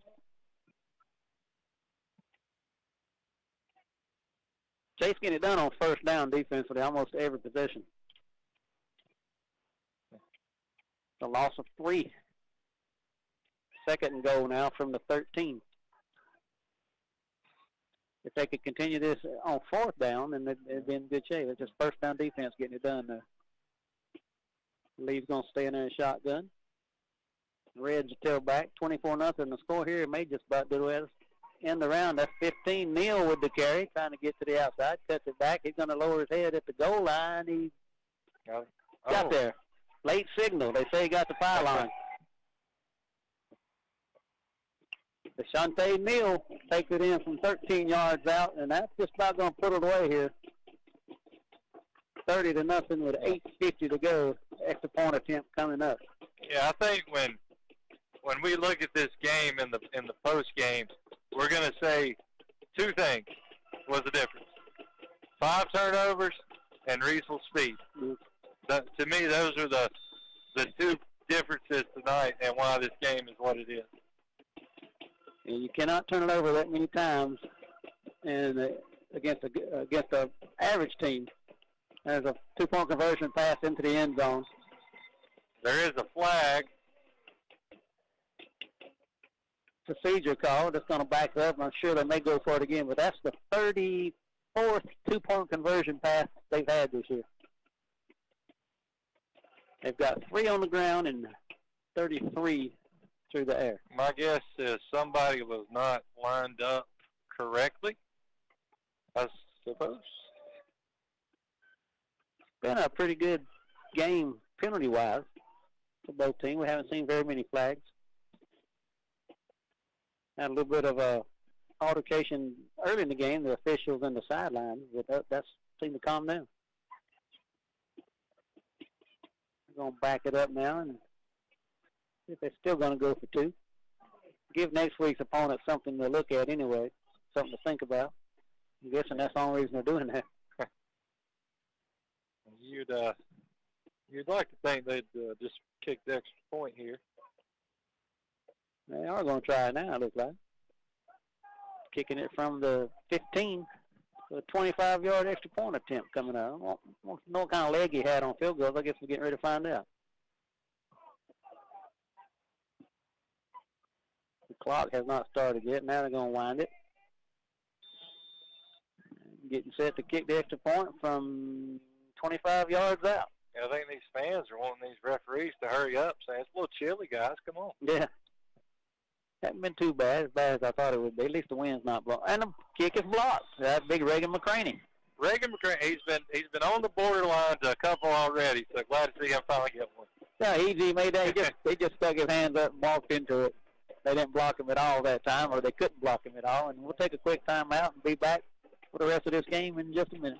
For the freshest and fresh cut meats, check out Wells Chickens and Wells, offering USDA inspected slaughter, fabrication, custom cutting, and packaging for beef, pork, lamb, goat, or bison. Check out their meat price bundles, and you can find everything from hot dogs, hamburgers, buns, chili, slaw, chicken salad. Enjoy their fresh cut steaks, pork chops, bacon, sausage, bologna, and lunch meats. Wells Chickens and Wells, 394 U.S. Highway 221A in Forest City, or call 245-9898. Open Monday through Saturday, 8 until 6. They're closed on Sundays, and they are a proud supporter of the Chase High Trojans playoffs. WCAB Rutherfordton. All right, welcome back to Friday Night Frenzy. Score now 30-0 after Reagan McCraney blocked the extra point attempt. Another turnover, another easy score for the Reedsville Rams. They're a good team to start with. You don't want to make it easy for them, and that's what the Trojans have done here tonight. Now they hope to get something going offensively. Don't want to have a shutout on their hands. In third round, Trojans looking to move to the fourth round for the first time that we know of. Gets tougher and tougher each week. This kickoff can be taken a little bit deeper. Going to hit the ground. It's going to be pick up over there at the 10-yard line and run out of bounds. Got to the 22-yard line. Not sure who that was. Well, it was Rudisell. Rudisell, that's what I thought, too. He's already taken a pretty good beating tonight. I guess he didn't want to take another one. Well, there was about 5 Reedsville defenders right in front of him, so. Lived to play another play. The Trojans have it. 1st and 10 at their own 22-yard line, trying to find something that works for them here. This Reedsville defense has stopped everything they've thrown at them or run at them, especially on the ground. Trojans probably under 100 yards here for the night after going for almost 400 last week. Ruth is going to take it, throws it out. Thrown short. Looking for Mosley, I believe. I'm not sure if there was confusion on who was supposed to get that because the distance was perfect for Durisma, but Durisma was turned around blocking. Yeah. So I don't know if that was just a bad throw or Durisma was actually supposed to turn around for that. I feel like it was a bad throw because Mosley didn't really move. Yeah, I think he was just waiting for the ball and it never made it. 2nd and 10 now. This is where the Trojans have fallen behind all night. It's 1st down, 1st and 2nd down. They've been facing 3rd and long almost the entire night. Play clock down to 1. Oh, the official blew that whistle early. Timeout. Okay. Trojans took a timeout to avoid that delay of game penalty. Yeah. Well, we'll take this timeout with them. We'll be back in just a minute. For the freshest and fresh cut meats, check out Wells Chickens and Wells, offering USDA inspected slaughter, fabrication, custom cutting, and packaging for beef, pork, lamb, goat, or bison. Check out their meat price bundles, and you can find everything from hot dogs, hamburgers, buns, chili, slaw, chicken salad. Enjoy their fresh cut steaks, pork chops, bacon, sausage, bologna, and lunch meats. Wells Chickens and Wells, 394 U.S. Highway 221A in Forest City, or call 245-9898. Open Monday through Saturday, 8 until 6. They're closed on Sundays, and they are a proud supporter of the Chase High Trojans playoffs. WCAB Rutherfordton. Welcome back, Friday Night Frenzy. Scored 30-0 with 8:43 to go. The Trojans just running into a buzzsaw of a defense and giving up a lot of turnovers. Made it tough on the offense and the defense, too. 2nd and 10 coming up. Rudolph's going to take it to the left side, trying to get outside, cuts it back. Just nowhere to go for him tonight. As he's going to get up to about the 21-yard line. Never seen Rudolph have this much struggle this year to run the ball. No, or the running game in general, or the offense as a whole. Reedsville lived up to their billing. Only lost one game this year to Page out of Greensboro. They're 4A school, aren't they? I think they've only lost a game or two. Yeah, I think Page went 500 this year. They got bounced by, I want to say, Independence in the first round of the playoffs pretty easily. I think they did, yes. But they probably had twice as many ball players out there as Reedsville. 3rd down and 12 after the 2-yard loss. Rudolph's going to take the snap, drops back, going to be flushed out of the pocket, rolls right, throws it deep downfield, throws it a long way downfield, and it's going to be almost picked off at the 40-yard line. Didn't read that time out of defensive back. Yeah, I figure Neil's going to be thinking, I should have caught that, man. Yeah. Little freshman has 12 interceptions. I wonder what the career interception record in North Carolina is. He's probably going to get pretty close to that. He keeps putting together seasons like this. And I give him 48 for a career if he just tops this next year. And he's got, a couple or 3 more games to go. Yeah, Neil's still beating himself up over that one. He jumped that pass at the last second. Almost came down with it. I think by the time he was a senior, nobody even threw in his direction. 4th down. Got 5 seconds on the play clock. Just got it off. Bad snap. But the kick is going to be up. End-over-end kick. Not going to go very far. Hope it takes a bounce. It's not. It's going to bounce back the other way toward the Trojans.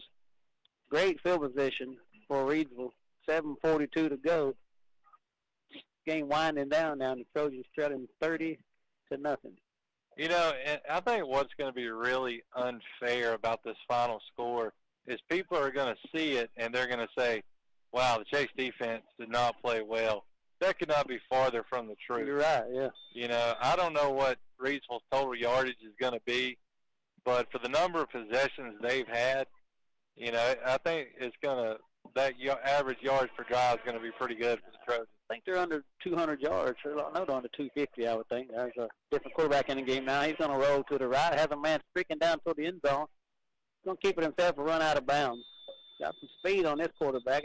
That's Neil. That was Neil, yeah. They brought Carlson in there, I think is number 12, and kind of went to a Wildcat thing, a little trickeration.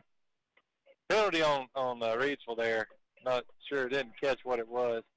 As long as that play took, it may be a hold or ineligible downfield. It might be an illegal shift because I think the quarterback, when he went out, might have been moving towards the line of scrimmage maybe. But, again, I didn't see it, so we're going to find out. I think we're going to find out. Yes, that's exactly what it was. Good call. Got some big receivers out there. They got number 18 listed at 6'5", 200 pounds. Tied in. He made that first reception of the game, didn't he? And then he hadn't caught anything since. 1st and 15 coming up. Right hash. Going to drop back. Looking downfield, looking to throw. There's a pass going to be down the middle of the field. Caught inside the 20, and he's going to run out of bounds. Reeves will continue to throw the ball. That time the play design was really good. Normally you would see Brennan Kingery come right after the quarterback, and he would not have that kind of time to make that throw.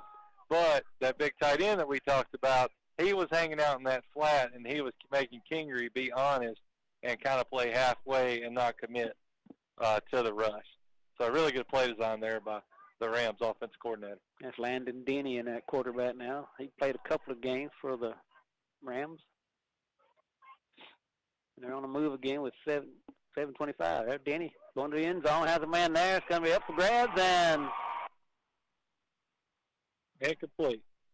Almost caught. Good coverage downfield. That big tight end was looking for, wasn't it? 6'5". That was a really good just jump ball play. Your guy versus my guy.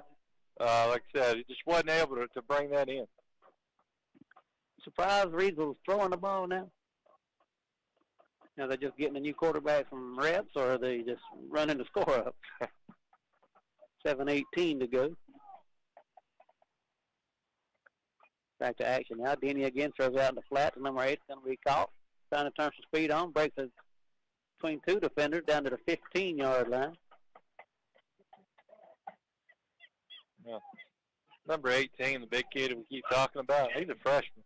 Yeah, I see that. He's probably going to grow about 4 more inches. I bet he plays basketball. He's 6'5", 200 right now. You know, I thought I was pretty tall as a freshman in high school, but now I feel like I was actually rather short. Compared to him, everybody. Compared to him, yeah. 3rd and 2 coming up. Denny, the quarterback.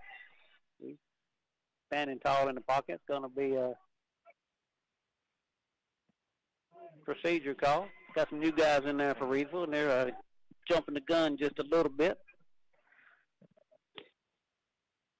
Making 3rd and 7 now with 6:41 to go. I can't really tell you who that was, Terry. I don't know if it was a lineman, if it was a receiver. I'm not really sure. I didn't see it. Just saw the flag. 3rd and 7 now. Can the Trojans make a stop and just at least get some points here tonight? I give them very misleading score. There goes red left side. Plenty of room. Going to cut it back to about inside the 10. Gets close to a first down. They're going to give it to him. He must have got about 8 on that carry. Needed 7. Yeah, the Trojans linebackers, they just kind of got sucked up in the middle of the field there, and that allowed the running back to bounce it out. You know, the Rams haven't ran a whole variety of plays here tonight. Just what they've done has worked. Really hadn't opened the playbook except that one time. Well, when you're starting the majority of the drives and you're only needing 30 yards or less for a score, you don't have to get too creative. You only have so many plays from that distance, I guess. Denny, the quarterback, is going to give it to Red. This time the left side has the corner. Can he get to the pylon? He heads that way, and he's in. Yeah, we're going to have a holding penalty here. I believe that was Caleb Shires might have been getting held on that outside edge. That was coming back.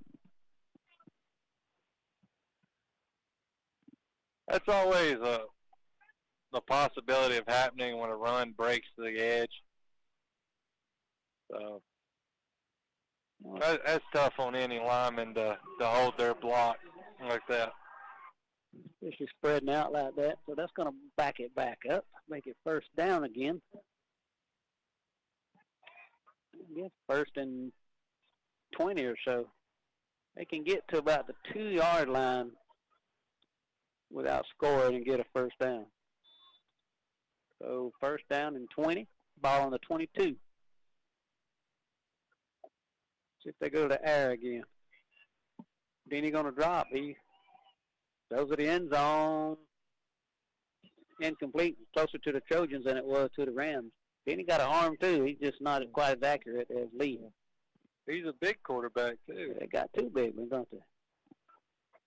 We got Denny listed out here. Let's see. It's number 12, 6'4". Growing big down here, don't they? They do. It must be those bologna burgers. Must be. They start feeding them as toddlers. They grow up to be about 6'6", 6'7". Big kids. 2nd and 20 now. We have a flag on the play coming from the far side.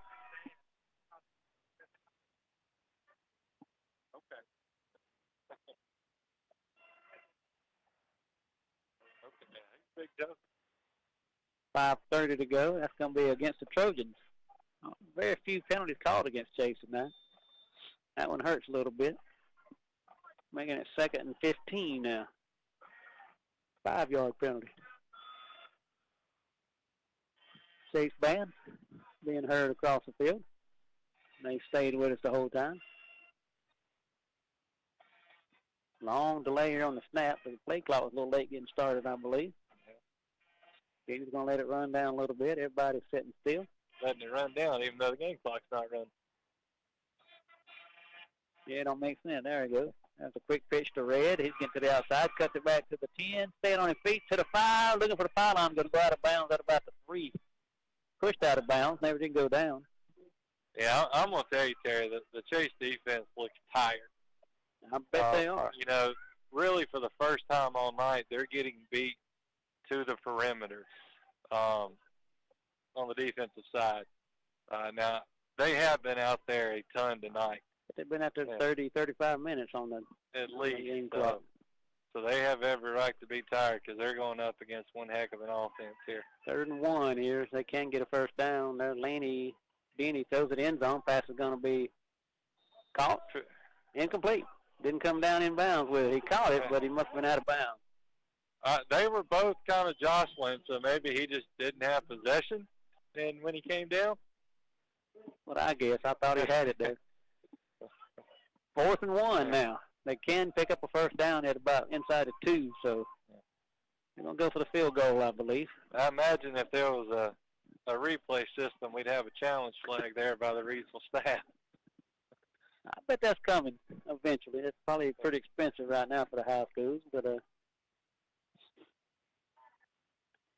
going to go for it here. 4th down and 1. Denny's he slips up, gets away from a tackler, now throws it end zone. Intercepted by the Trojans. Anthony Smith on the pick. Quarterback there just kind of heaved it up, hoping something good would happen. Once again, coverage stayed there. That was good. Listen, if I wasn't afraid my ears would get frostbite, I'd take my toboggan off and tip it at this Chase defense.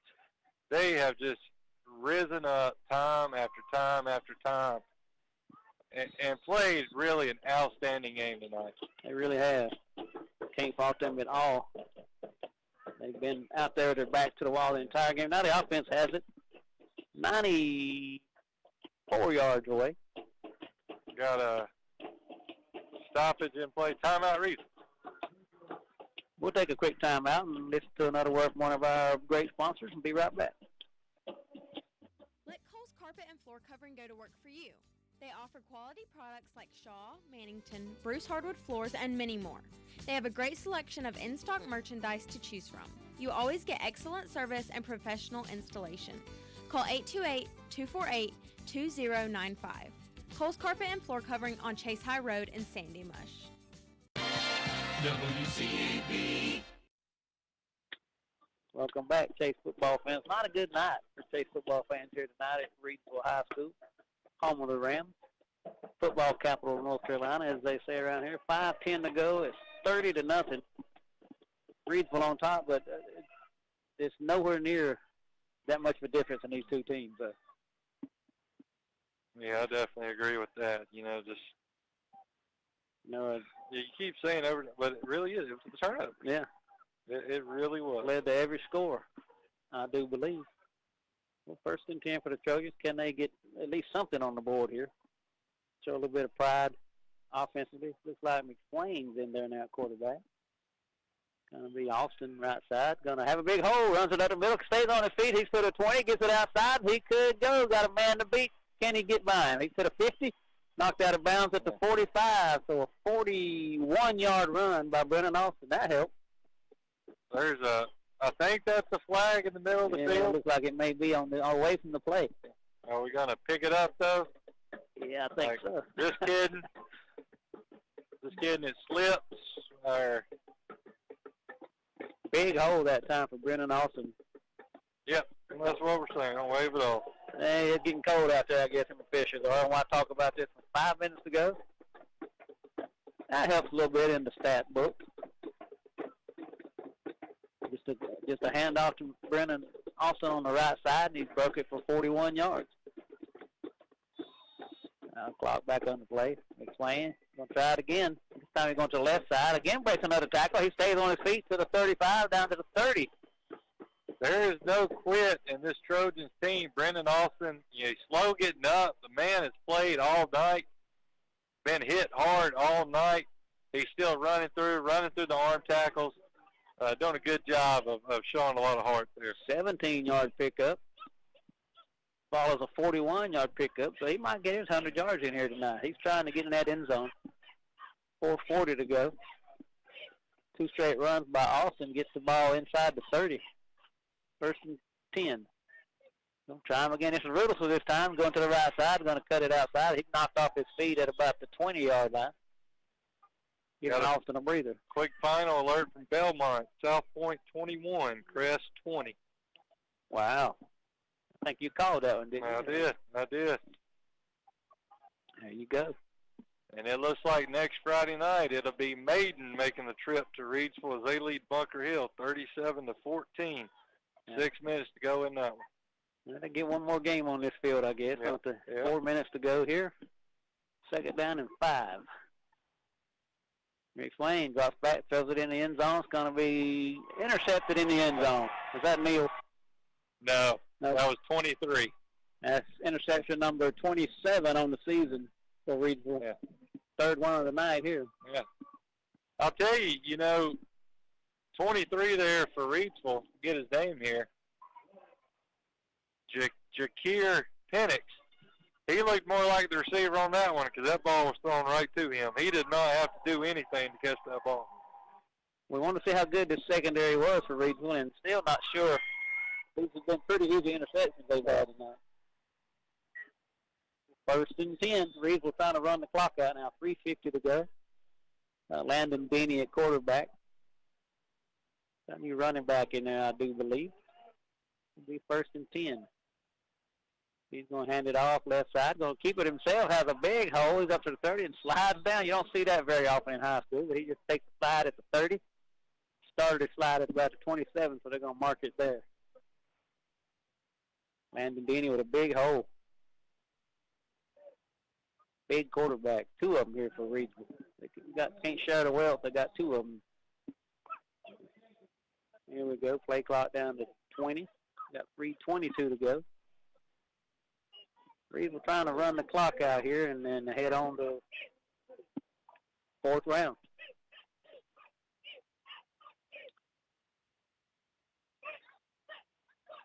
Letting the play clock run down to 4 now. Then he's going to take balls on the ground, fumble, but I think they fall on it at the 25. Tailback fell on it, so that's going to be a loss on the play. Chase may get the ball back here again. 2:50 to go. Another final. Burns hangs on to knock off Salisbury, 24-20. So it will be Monroe at Burns next Friday night. Another good one coming up. Second down, 3rd and 5 coming up here. Then you look to the sideline. Looks like the Reedsville fans are heading to the house early. The heat going in the car. And he hands to the tailback, trying to get outside. Trojans are going to stop him short, though, near the line of scrimmage. There's a flag down. I understand these officials want to keep their arms warm, but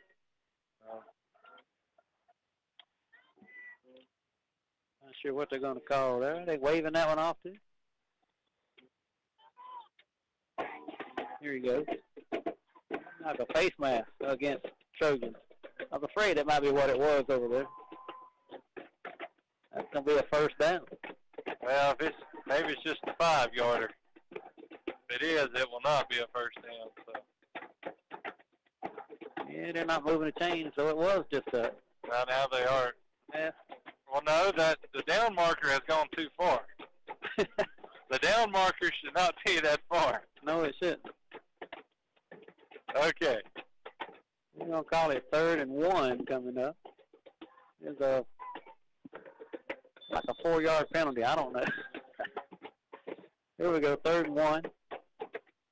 Well, now they are moving it. 1st and 10, then we'll change that. So 1st and 10, it was a first down enough after the face mask. 2 minutes ago. No 2-minute warnings here in high school. There's a handoff. He's going to be hit in the backfield. Trojans are going to close up, and they're going to get him. Trying to get to the outside, nowhere to go, and there's Brennan Austin again in there on defense. Anthony Smith. Cameron Mills is the one that initially strung that out. There's not enough good things I can say about this Chase defense. They've played so well tonight. Yeah, so well. They played too well to go home with a 30-0 loss. That's definitely for sure. Just thought that the Chase offense was ready to get it done tonight.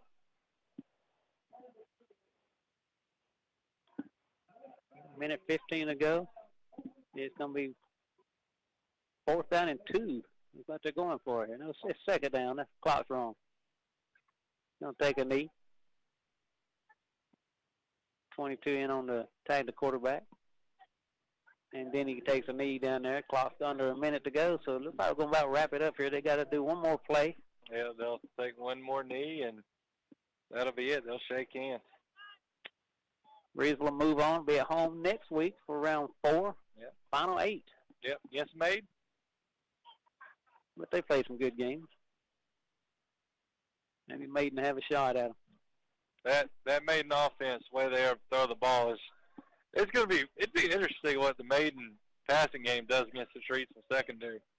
That should be a good battle. There's a knee. Beanie's going to take another knee. Landon Beanie. I want to call him Lenny. 20 seconds on the clock, so that's going to do it here tonight from Reedsville High School, home of the Ram. It's going to be a final score of 30-0.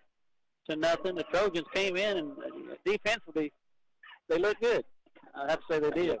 They did. Can't fault them there defensively, but the offense, unable to get anything going tonight. And that's going to be the final horn. The final score is 30-0. We'll be back in just a minute and wrap it up, and I guess wrap up the season for now. We'll be back in about 2 minutes. To win in sports, you must adjust your strategy as the game changes. The same is true of investments. Why not let Andrew Tisdale, your Edward Jones financial advisor, help you create a game plan for financial success? Call 828-287-9197 and get started today. That's Andrew Tisdale at Edward Jones Financial Advisor, 828-287-9197.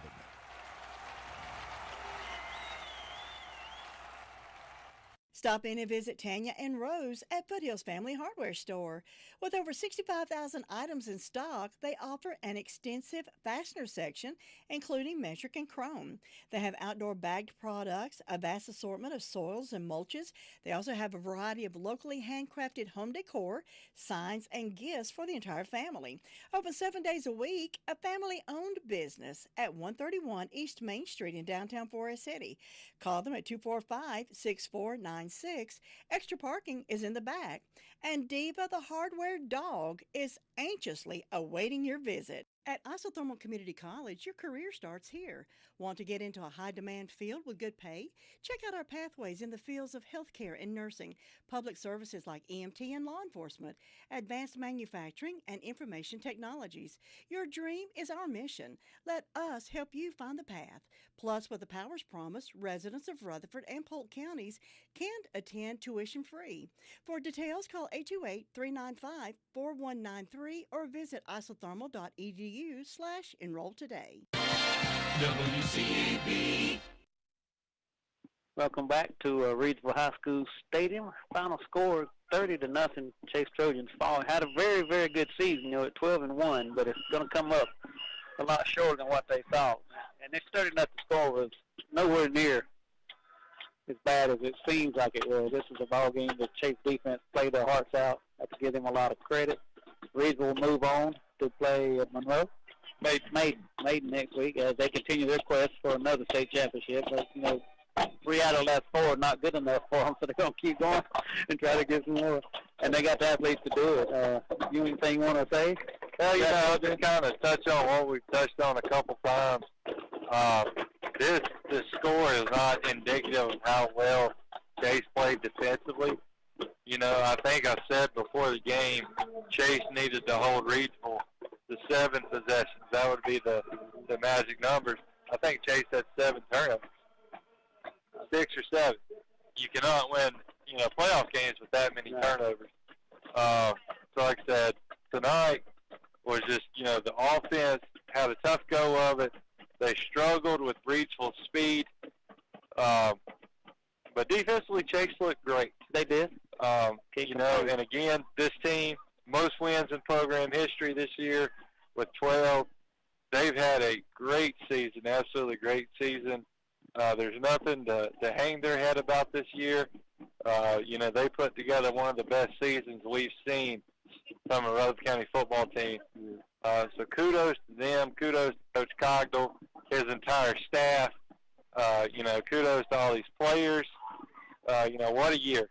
What a year. I've enjoyed our time together. This has been a lot of fun.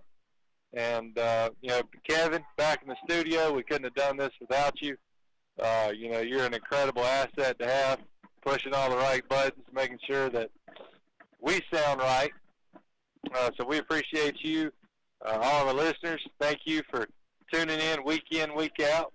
Hopefully, we've given you some memorable, commentary this year. And like I said, so thanks for listening. I've enjoyed it. Terry's enjoyed it. So like I said, it's been a fun year, great year. Congratulations, Chase. and I'm excited for next August, and hopefully we'll be back to do this again. Well, hopefully this is Friday Night Friends is over with football, but we're working on some stuff, possibly get you some basketball and softball and baseball in the spring. So if we get to pull that off, just keep in touch, and we'll let you know when basketball season starts. Probably after Christmas is what we're looking at, if we can do that. So thanks for letting me do North Carolina football this year, my first foray into that, and I've enjoyed it. And hope you enjoyed listening to us. If you did, let us know. If you didn't, just keep it to